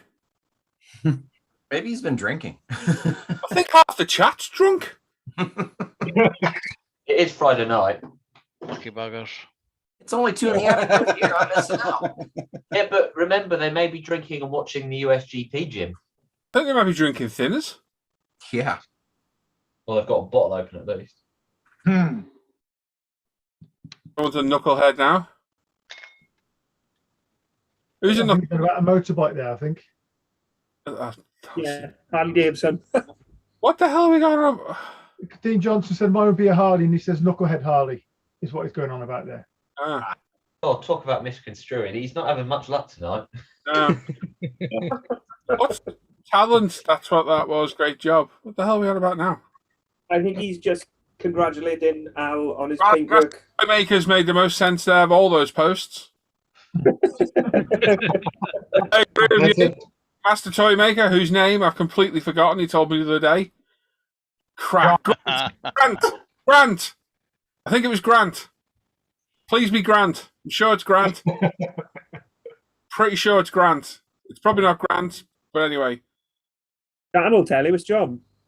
It's John. It's definitely John. 100% it's John. Apparently, Gary's been knuckled.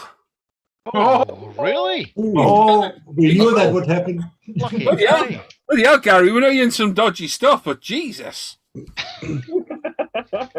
Martin's got the nail on the head. He's here to take his mind off the troubles of the world. Please stick to modelling. Totally agree with you, Martin. Totally agree. Damn straight. Yeah. Yeah, knucklehead to Harley Motor. Thank you, Gary. Cheers, mate. Thank you. Cut the politics, and that's coming from a politics student. There are plenty of places you can voice your opinion. Here's Shane said, I guess his language is his first language. English is his first language. Yeah, Gary's from England. You'll be Grant for today. God damn it, it's not Grant. He told us his name last week. Was it another Luke? No. No, that's the Toy Maker. Help us out, buddy. Steve! It's Steve! It's Steve! Steve! Alan! That's the Toy Maker. It's Steve, isn't it? It is Steve. I remember now. If it isn't Steve, I'm going. I'm having a grand old time today. I'm pretty sure it's Steve. It's just popped in my head. I think it's still John. Steve is a good one. I like Steve. Yeah. Oh, dearie me. We shall name you Steve. Yeah. If it's not your name, it is now. Yeah. It'll Come be on. different next week, sorry. Come on, Steve. I know it's Steve. I remember. Yeah, down South England. There you go, mate. Yeah, that's the one. Although, questionable if you speak English down there. Borderline sometimes, Gary. Down South of England. I take offence to that. Why? I don't know. I just said it. Felt like it. Steve for the win. It is Steve, isn't it? Yes, have it. Gonna call you Grant from now on. Ron says, Paul, looking forward to seeing you, Telford. Good man. Hopefully last time you have some more. No, mate, they're not going this year, buddy. I don't think we've got room for them, mate. I'd love to take them, but we've got a smaller table this year. I don't think we've got room, mate. It's not his name. His mum would be shocked. Yeah, no, let's take. But Ron, yeah, look forward to meeting you, mate. Make sure you come over and say hello. Yeah. It's okay. Paul can watch this video to double check. I got it, Daryl. I got it. Yeah, sure it is. I remember. Just remember how many of you there are, and there's only one of me. You can remember me easy. It's hard for me to remember all you. Yep, definitely can, Jeff. Yep. Michael Kilgore writes, anyone have experience with Mobius car kits? Just order the 61 Pontiac Ventura. Ooh, really not bad. I've heard good and bad things about them, I think. Yeah. Yes. Hit and miss. Yeah. Never built the Ventura. The Hudsons are not bad. Then I built, I think, a Catalina, which was not that great. But they are all buildable. They are not horrible. That's a God knows, Gary, but it's a bit of a prickly subject.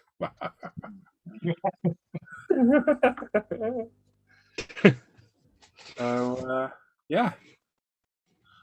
Okay, right then. Got questions. Have you have me, Dan? Yeah. Go on then. Yes, we've got a few questions. So Yeah. first up, Go on. Sorry, mate. Keith Alford. First up, that's Hull 247, I think. Yeah. Yes, yeah.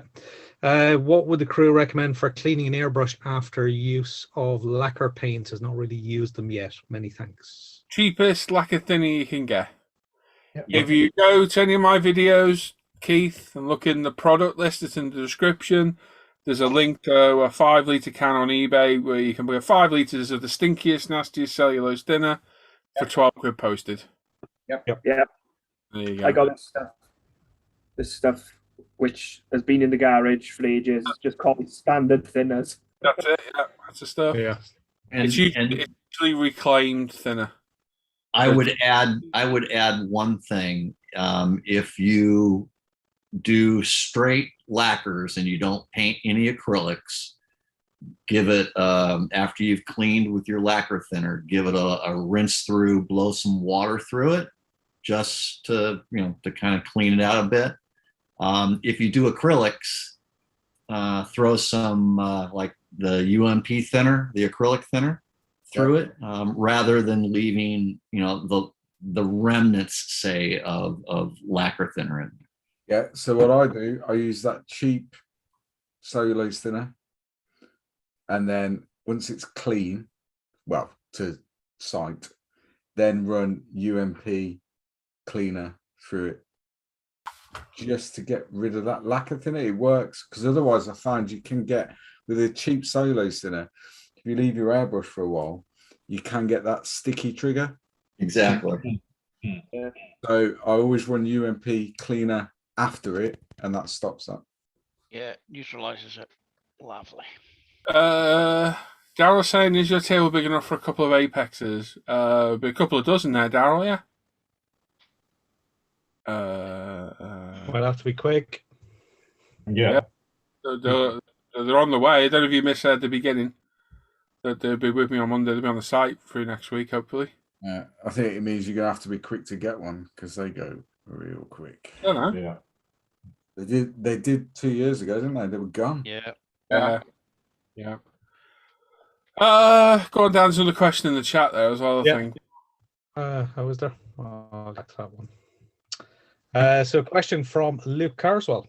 As prolific modelers and people heavily involved in the community, what is everyone's thoughts on the best way to promote the hobby to new modelers? Ooh. Don't alienate them being an arsehole. How's that one? That's good. I always said just be friendly, be nice. That's be friendly. Yeah. Help them be out. A normal, decent human being. Yeah, help them out. Don't belittle them. Yeah, don't tell somebody they've done something wrong. Just say there might be other ways of doing it, you know. And you know, I think when you tell people that the way they're doing things is wrong or it's not the best way of doing it, I think it puts people off a little bit and they take a step backwards. Yeah, makes sense. Yeah, it's almost like asking someone with their first kit, you know, how do you think it went? Is there anything you think you'd want to do differently or change? And get them to ask the question about, well, I'd like to improve this, and then give them the advice rather than necessarily dive in and say, you know, you should mask this way or, you know, use filler or whatever. So I'm relatively new to the hobby, especially compared to everyone in here. I've only been doing it like almost 2 years now, and I watched a lot of YouTube videos, and there were a lot of YouTube videos I watched for different genres of modeling, which I'm not necessarily into, but I just watched because of the hobby. And sorry, Luke.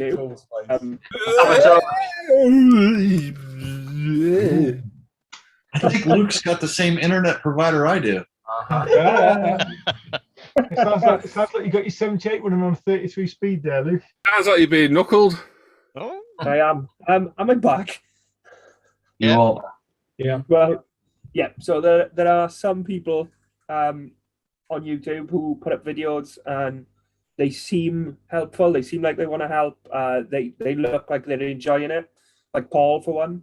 But he's not. But no. But seriously, they seem helpful in their videos and stuff. But there are others who you'll watch a video and you know that they are just making that video because they're kind of stuck in a hole now. They have to make videos because it's their channel, if you know what I mean. And they don't seem very helpful and they seem like they're not enjoying it themselves. So I think a big part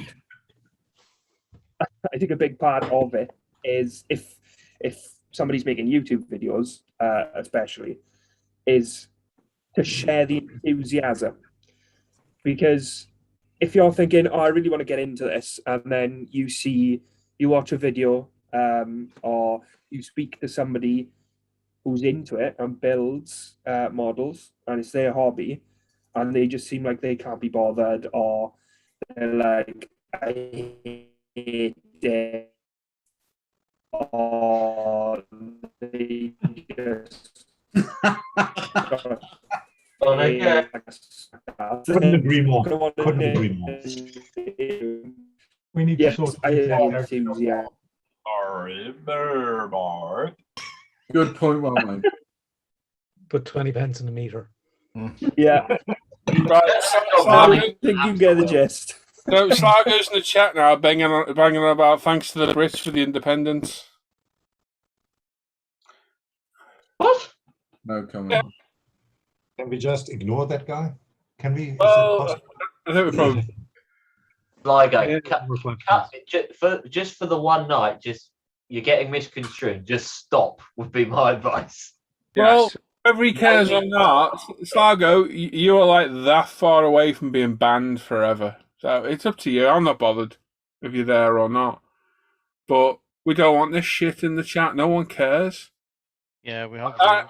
Just a blanket statement to the Americans, because Americans, I don't know what it is, and I'm not offending Americans.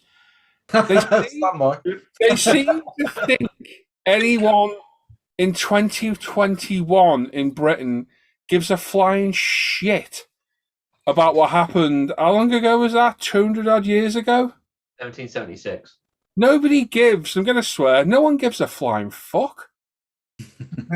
Does anyone British in here give a shit about us losing to the Americans back then? No. Honestly. No. Does anyone care? Well, actually, I have a bit of it. No, I don't. Nobody cares. And you get people banging on about it. I'm like, I wasn't there. I don't care. It wasn't my tea you threw in the ocean. River. I don't care. Some people may care, but not on this platform when we're talking about models. So, I bet if you put a thing out there, I bet you, as a poll, the British public wouldn't give a shit. Half the British wouldn't know what it is. Yeah, exactly. They'd be like, the who? What? The Boston Tea Party? What's that? Yeah, none of us care. No one gives you shit. Can't get no satisfaction. Crazy. But anyway, yeah, we don't want this in the chat. We'll give you another chance, but I got a feeling you're going to get booted in a bit. Right, next question. Go on. Yeah, Daryl Masters. When looking for your next build project, do you look at your stash first? And if the kit you want to build is there, will you also look to buy another to replace it into the stash? Shiny things. Mm-hmm. I know it's build 1 by 5, surely. Yeah. Mm-hmm. Yeah. And I think once you have a stash, plastic never goes out of date, does it? No. There's no sell-by date on it. So once you accumulate a stash, over the years, potentially, and Paul's done this, I've recently done it, your interest in genres can change. But if you've got a stash, if you're in the fortunate position to have one, you can move that stash on to fund to fund your new interest. You know, so and how would you know this, Luke? Because I've just done it. But, and I know Paul's done it. There's been a time where Paul's had 20 plus, probably more armor kits, and then sort of fallen out of love with the armor genre, moved those kits on, and then bought something that's capturing his interest at that point in time. You know, your point. Once you've got a stash, you've kind of got a pool of resources, if you like, or money that your stash will change over time. It's never going out of date. Well, not only will your stash, your stash change over time, but what you want to build at any given moment changes. And so it gives you the opportunity to build whatever strikes your fancy at that time. Mine changes by growing. Yeah.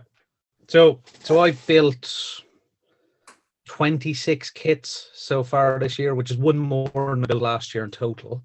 So the other day I sat back and kind of thought, well, there was something I wanted to build this year and I haven't got to it yet. So for me, I was looking at the stash or most of the stuff that's above me and went, oh, actually, it was a 6R4. So that's one kit I definitely want to build before the end of the year. So I've taken that down, put it to one side.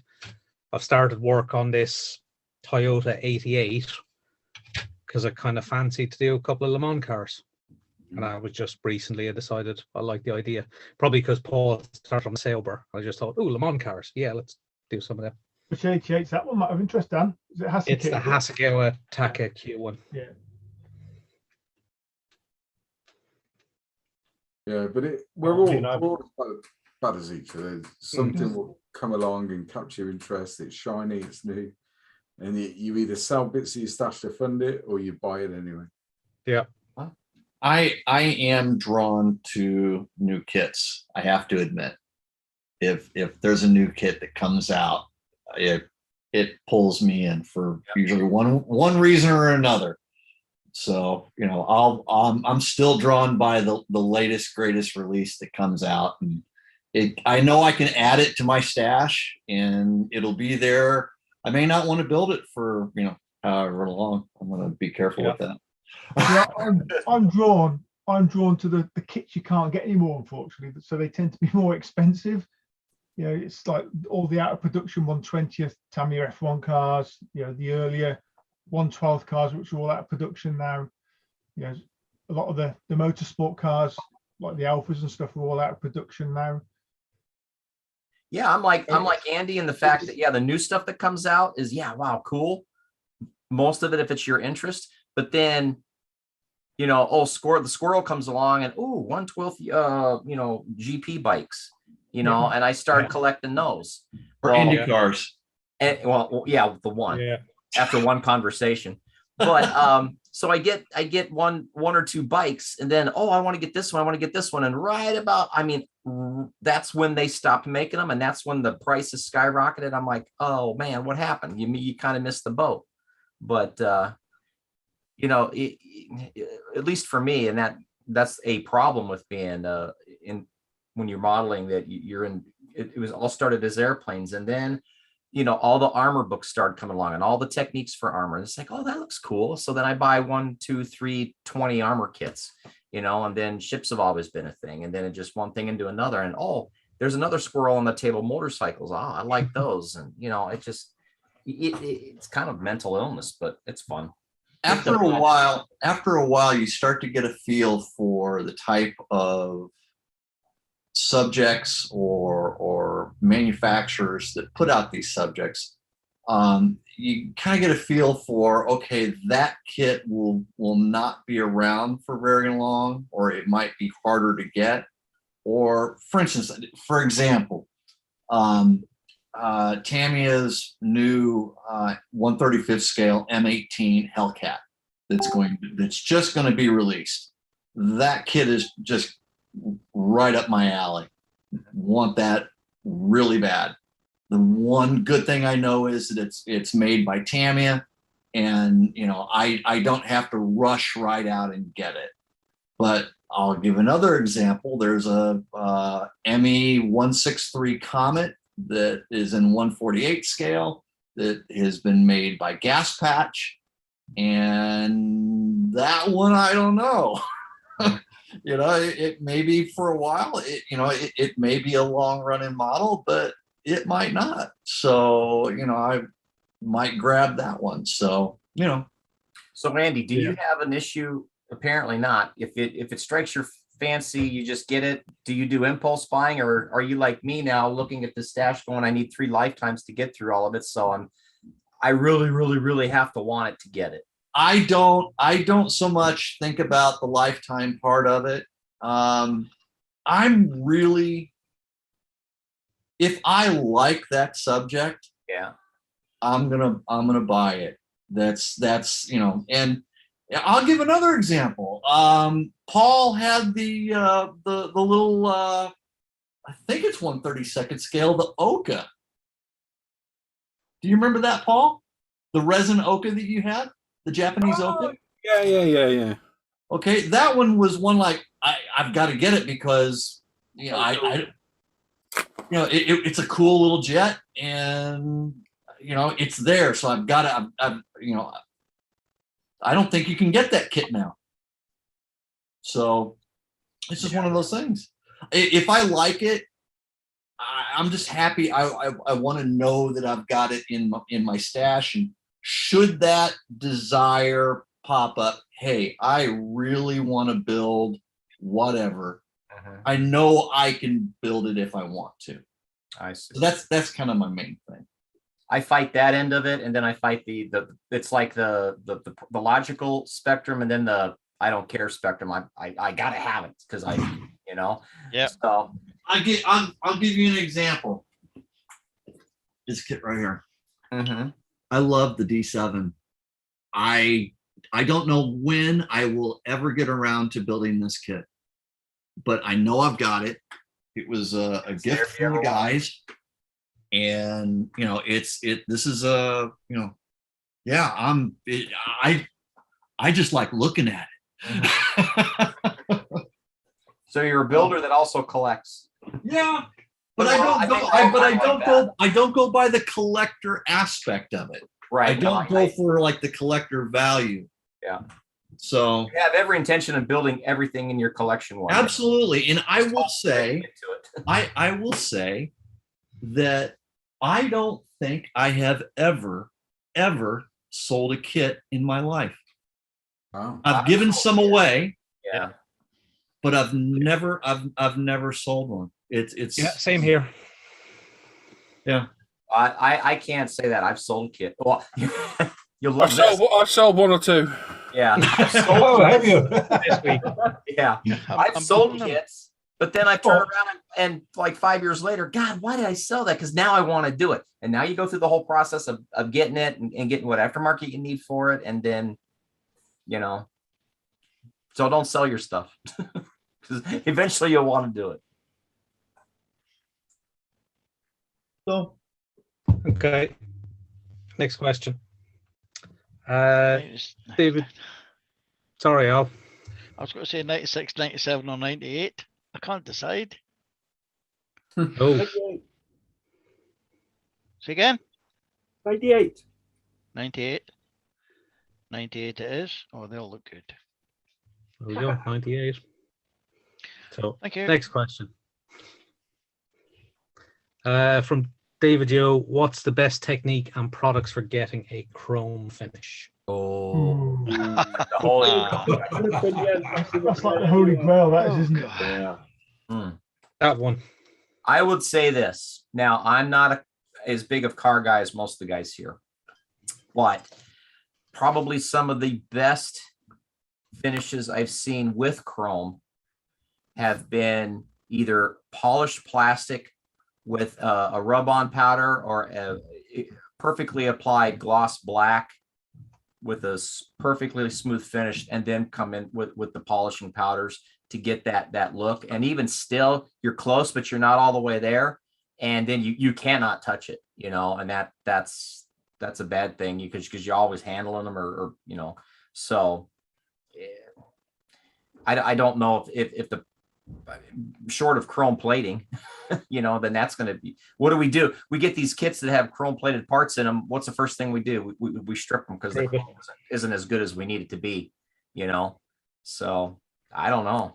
I think that's the holy grail of, I think the best stuff I've seen, I think it was a product called Easy Chrome, but it's something like $400 for 6 ounces. It's horrendously expensive. Oh, that stuff, yeah. That's like that's out of the realm of possibility for most guys. So day to day, you've got Molotov. Yeah. So again, you can spray that over gloss black. That's my go-to at the minute. Yeah, I don't think you need to spray it over gloss black. I very rarely spray it over gloss black in my Molotov. You get a better finish on gloss black. I was going to say that explains it then. Yeah. Simon Shaw in the chat has said what I was going to say. Yeah, So the green stuff. the new green That's stuff. good, yeah.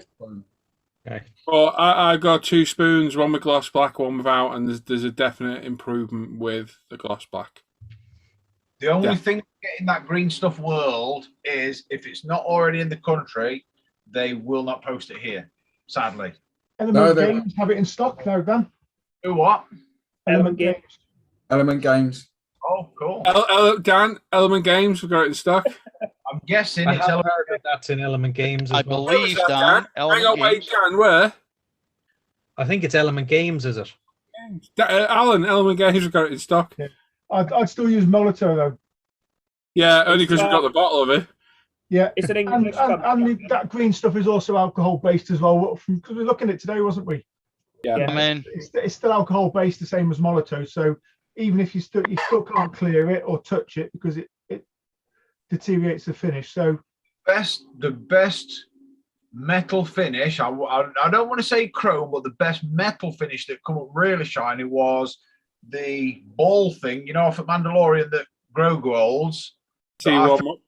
I 3D printed it, painted it blue, and then used C1 metalizer over the top. And oh my God, that's the best metal finish I've ever achieved in my entire born days. And it's still as shiny now as when I did it, whenever it were last year.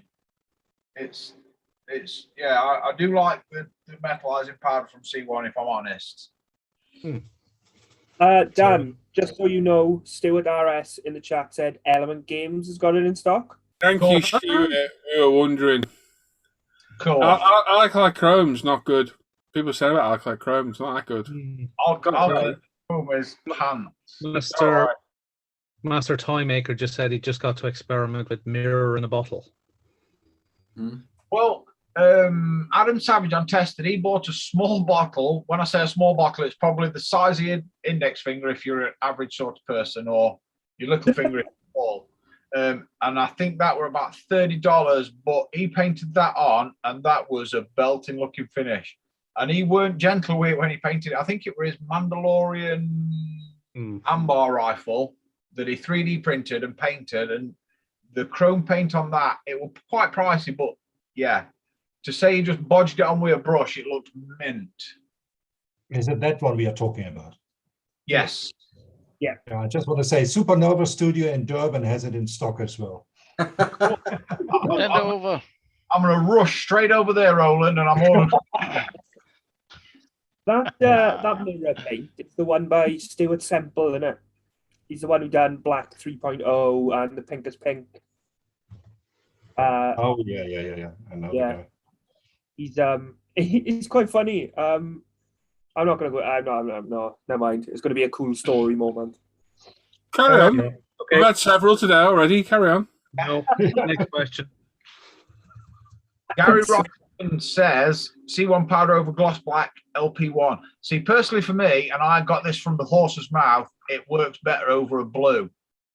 So I used it over LP6 when I used it, and it was, I shit you not, the best metal finish ever. So if anybody out there has got it, try it over a nice blue color, and yeah, you'll be surprised. Cool. Master Time Maker is off. Cheers, Steve. Cheers, Steve. White to Disneyland for dinner and fireworks tonight. Yes, I'm bringing her back. Fireworks. Disneyland. Wow. There we go. So another question from Hugh Gordon. So how much does it actually cost to send a wee packet from Inverness to Lossy? More than Sorry, Al. They put a first class stamp on something that held little metal parts, not realizing that the weight has a lot to do with it. Yeah. Anyway, no probs, Stu. No prob. Hugh. Here we go. Okay, so there was a couple of questions in the chat tonight. There's one from Daryl. I thought tobacco was illegal, like certain German markings. How do companies do JPS, B&H, etc., without getting slammed? Well, they're old models, aren't they? Yeah. New ones won't have them, like the new. You can't show anymore, can you? Can't have tobacco alcohol sponsorship anymore. Yeah. Yeah, so I guess the question is, the major kind of manufacturers don't put them on the decals and the kits, but the aftermarket do. They're just doing it because they don't care. And a lot of them split the words up as well, so they don't actually say the word in its entirety. Well, that's in the Italieri Mark II Escort, which is Rothmans, they're split into Mans and Roth, two separate words. You'll find that as well with swastikas, that they won't put the swastika as a complete decal. Right. It'll Yeah. be two, three, four different parts. I guess in the grand scheme of things, it's because the modeling world is relatively small and not worth chasing for things like that. Where certainly, aftermarket decal companies don't necessarily get licensing. So what else have we got? So there's a question from GTO. What is the best primer for GB armed fighting vehicles? I guess AFVs circa 1943. Two schools of thoughts on that. So if you prime it in black, then you already add a shade to your top coat. So it depends on how you're gonna spray it or how you're gonna paint it. So if you're painting it as a pre-shade, then I would go down almost the black basing route. But I find post shading is better because you have more control. So then I would just prime it grey, put your base coat on, and then go in afterwards and post shade, post highlight. So it depends on the technique you want to use, really.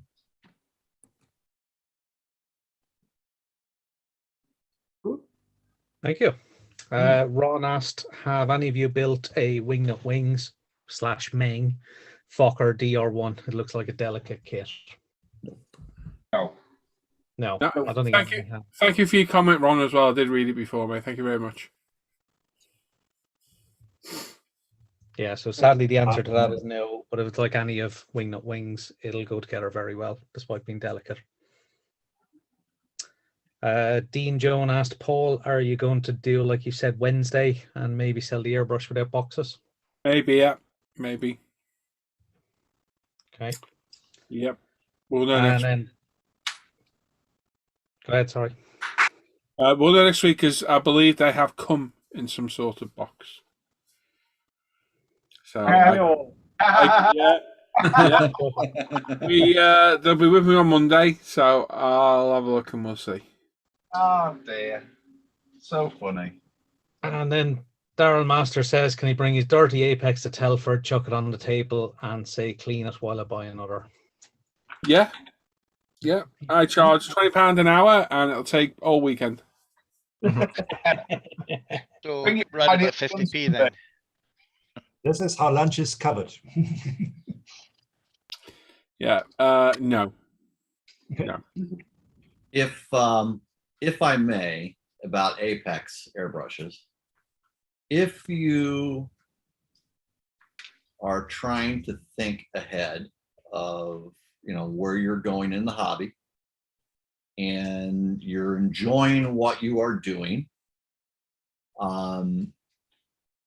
some of us have gone down the route of having an airbrush for, say, metallics, or an airbrush for clear coats, an airbrush for lacquers, and an airbrush for acrylics. And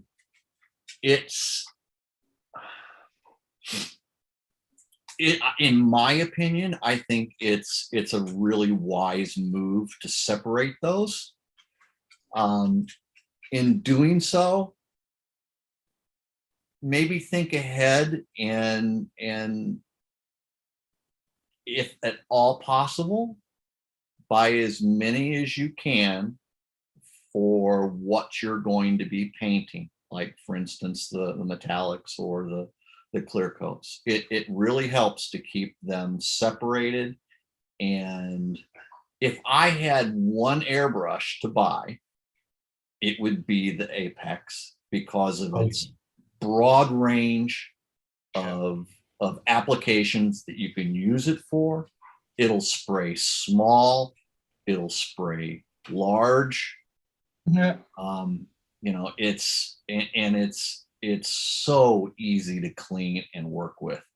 If I, looking back on my purchases of tools and the question of what airbrush do you buy, that's the one thing that keeps coming up over and over and over again. I really wish, if I could change things, I had bought all Apexes and from the get-go had them separate for each type of modeling that I was going to do. So that's my advice: is if they're out, get as many as you can for what you're going to model. Bit elitist, that, Andy. Yeah. It's one of those things where you kind of learn the hard way. Yeah, absolutely. And with all the money I have spent, I could have spent it on other tools, on more kits. The money I hate to say wasted on airbrushes, because I don't think I've wasted it, but I don't think it's been money well spent on airbrushes. It really is that good of a tool that yeah. Buy, like I said, again, buy as many as you can afford. Think ahead. Yeah. I think that was it. Was there another question I missed in the chat? Not sure, man. You mentioned one, Paul, but I seem to have lost it, if it was there. Let's have a look. Nothing leaps out at me.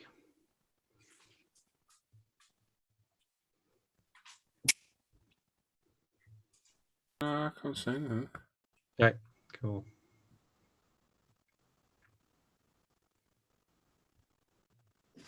Oh, Then we're Daryl, why do you guys have 5? Oh, yes, sorry, yeah. Same car because of schemes. Yeah. Yeah. Yeah.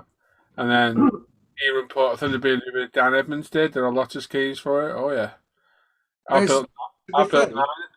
Huh? Yeah, it's not just cars that. No, it's everything. But that BMW, I built 9 of them, and I've still got about 16 schemes in my folder to do. Armor, aircraft. If it's a good kit, for example. So I'm thinking of the Tacom 432. There were so many different configurations of 432 because that was a base chassis.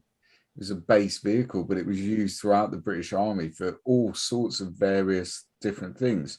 So the Tacom 432 is a really good kit.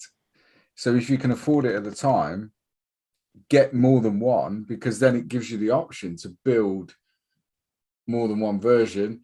You got a NATO camo one, you've got a desert one, you've got a Berlin camo one, and then all the different. So it's not exclusive to cars, is it? You can do it with aircraft, armor, everything. Well, look at a number of Marks of Spitfire there was, and 109s, stuff like that. Up to date, you know, the F4 Phantom. How many of them were different? And just so people come in, you know, they'll look at my collection and they'll say, why do you have 3 of those and 4 of those? And it's like, well, they might be the same plane, but yeah, there's like Luke said, there's different weapons loadouts I want to do. There's different squadrons I want to do. You know, being into I mean, look at Al right now. He's got a RAF camo scheme P51 sitting on his bench there, which is not the norm for a P51. Right. And then look at all the natural metal ones he could do and all the different nose arts he could do if he just wanted to do nothing. There's a guy here in the States who's well known. He goes over to Telford for your show, does nothing but 109s in 48 and 72nd scale. And I take that. He's done one other airplane that I've seen in the 20 plus years I've known him. And he's been doing this probably as long as I have, for 40 some odd years. It's just, there's so many out there to do, and that's his thing. So, you know, to each his own. Late 70s, early 80s. There was an instructor at our cadets, a civilian instructor at our local cadets, and all he built was Phantoms, F4 Phantoms, and he built one from every squadron, like mainly US, but every single squadron he built one. Of course, as you know, you've got the commander's aircraft, and then you've got other ones down the line that may be specials and whatever. So, you know, one squadron, he can have 8, 9, 10 aircraft. And then you look at all the Air Force versions, and that's just the US. Oh, let's go over to Japan, or let's go over to the UK, or let's go over to Turkey, or let's go over to Germany, or you know, even if you want to be that specialized, you just lose your mind in one certain airframe or car or piece of armor.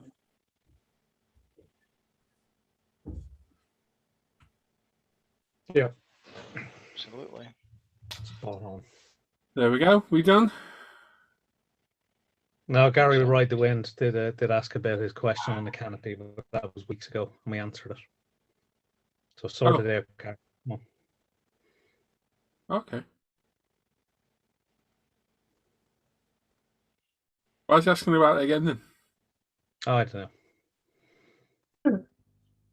What was the question about the canopy? Wanting to know what's best to dip them in, or to create that sort of glass. Oh right, yeah. Have we answered it? He used looks like glass. Yeah. Like you go on his 32nd F16, he was showing it in the hangout last night. And it over the year it's kind of frosted. Yeah. So he was looking for something that wouldn't do that, basically. But I think Jim certainly covered it last night in the hangout. Oh, there you go. So he knows. You've got the answer, yeah? I think so. Good. I mean, for me, it's just polish it. Just use I use the Tamiya compounds, but Yeah, just polish it. Don't dip it. Because if you dip it, that's just an extra Gary. thing to go wrong. What? He says it was a different question, but I will phone Jim direct now as I'm offended. Yeah, I do recall seeing Gary post something about a canopy earlier. Oh, tonight? Yeah. Yeah, he did. Right, I'll find it. Don't use future, Gary. Well, that was just my opinion, Gary. So yeah, it's a good question because there's others here that might have a different approach to solving Gary's problem. But in essence, what it is, he's got an F16 canopy that's frosted from a product called something clear by Deluxe Products. I'm assuming it's a water-based product. So I told him to try to strip it with maybe some Windex to see if he could get it off and start again. Windex in UK won't do shit. Okay. See, I don't know. So there you go. There's no ammonia in our cleaning products. It won't touch it. You need to use IPA or UMP airbrush cleaner or something like that. There's no way you can source ammonia? Probably. You can, but it's more. Can I buy some bleach, please? Yeah, ammonia these days, I think it's more of a controlled cleaning product. And yeah, the reason ammonia is controlled in the UK, Jim. Yes. Because of the certain nefarious reasons. Yes. Yeah. Yes. Yes. Okay. If you're not a big cleaning company, you will not be able to nip out and just buy a pint. That's not happening. You could try, but you're gonna have some. I'm gonna say the door may come in and shouting may happen. Gary said, "What about Fox's piss?" Might do it, Gary. Give it a go. Yeah. The thing is, what you have to do is leave it out, or get the house fox and just give him a squeeze and see if he lows it down for you. I don't know. He asks, would future work okay? It would after you get the frosting removed. That's the problem. You're not going to be able to future out that issue that you have on it right now. So some way you gotta. I'd rather use the Fox's piss than future.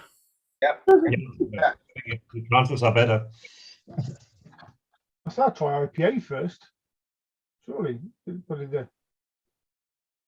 one of the easiest things. Whatever you do, don't use acetone. Is it? Yeah, no, don't use acetone. Oh, get it off though. Other things. There'll be no frosting to worry about because there'll be no canopy. Exactly. Right, then, there we go. This is all done, isn't it? Yep. Yep. Yeah, we'll be back on Sunday. I got a bench update to do in a couple of days. Don't know when. Maybe tomorrow. Next part of the Countach should be up Sunday, Monday, maybe. And they're going to move on to the C9 again. Try and get that finished up. We'll be live on Sunday morning for a couple of hours and then Wednesday as well. So if you're around, come and pay us a visit. Big thanks for Gary for showing himself on camera for a bit today. Thank you very much, Gary. Yep. I'm still here, sorry. There he goes. He's still awake. He is. He's had a little kip. He's just had a quick power nap. No, kids off at the pool. Excellent. Thank you for Ben joining us as well for the interview. Cheers, mate. Thank you. Very good interview. It was a very, very good interview. Thank you for Jim. Very good. Probably some of the best questions I've had on the show. Yeah. Yeah, no, very good. Seriously, Very good. I tell you, you've thought about them, so it was good. Yep. Yeah, well done. We'll find another victim, person for another time for you. You will. Maybe someone who's up there trying to keep quiet and keep their head down. The car as well, maybe. I've been interviewed. I've been done. Have you? When did we do you then? Was that not long ago? Yeah, a few months ago, 6 months ago. Is he blagging me? I can't remember if he's blagging me or not. I've been done. No, it was the interview that essentially turned into an interview with Dan. Because I remember that one. It turned into the Dan rant. Oh yeah. I'll tell you what would be funny, it'd be worth seeing. It'd be Jim interviewing Gary Ride the Wind. Oh, I was thinking it. Oh God! If only hero worship, it will be so awkward. I don't know how much of that we could take though. The perfect person, and he's quite prolific. He don't show himself a lot. But I think Chunk could be a good one because he's active on Festa's channel, and you know what I mean. He's active all over ISM, and everybody knows Chunk. Let's face it, and I think he'd be perfect for an interview on here. No one in here has not been interviewed because they were skulking away from when I mentioned it. I thought it was Luke, and it's not. It's somebody else. Gary hasn't been It's not me. I've been done. Wardy, have you been done? Yeah. Yes. Someone in here hasn't. Dan's been done. Someone hasn't, and I know for a fact What I about have. you? What about Roland? I have been done. Roland's been done. Did you say me, Luke? I've been interviewed Yeah. by bloody Royals. Yeah, but have you been interviewed on this channel? Me, yeah, ages ago, but I've been done. And interviewed. Oh. Years ago, yeah, I've been done twice on here, I think. Yeah. Again, and interviewed. Yeah, we'll have a think. Anyway. Mr. McNeish, you've been interviewed. What about Mr. Pash? Gary, I've already been here one night. Oh well, that's a new boy. yeah, Chunk would be good, yeah. Well, have a look. Definitely. Either Gary or Chunk. But anyway, we'll catch you all on Sunday. Thanks everyone that's watched in the chat and joined in, and all these guys as well. We'll see you on Sunday morning. So enjoy the rest of your weekend, everybody. Bye-bye. See you later. Bye. Bye. Keep waving.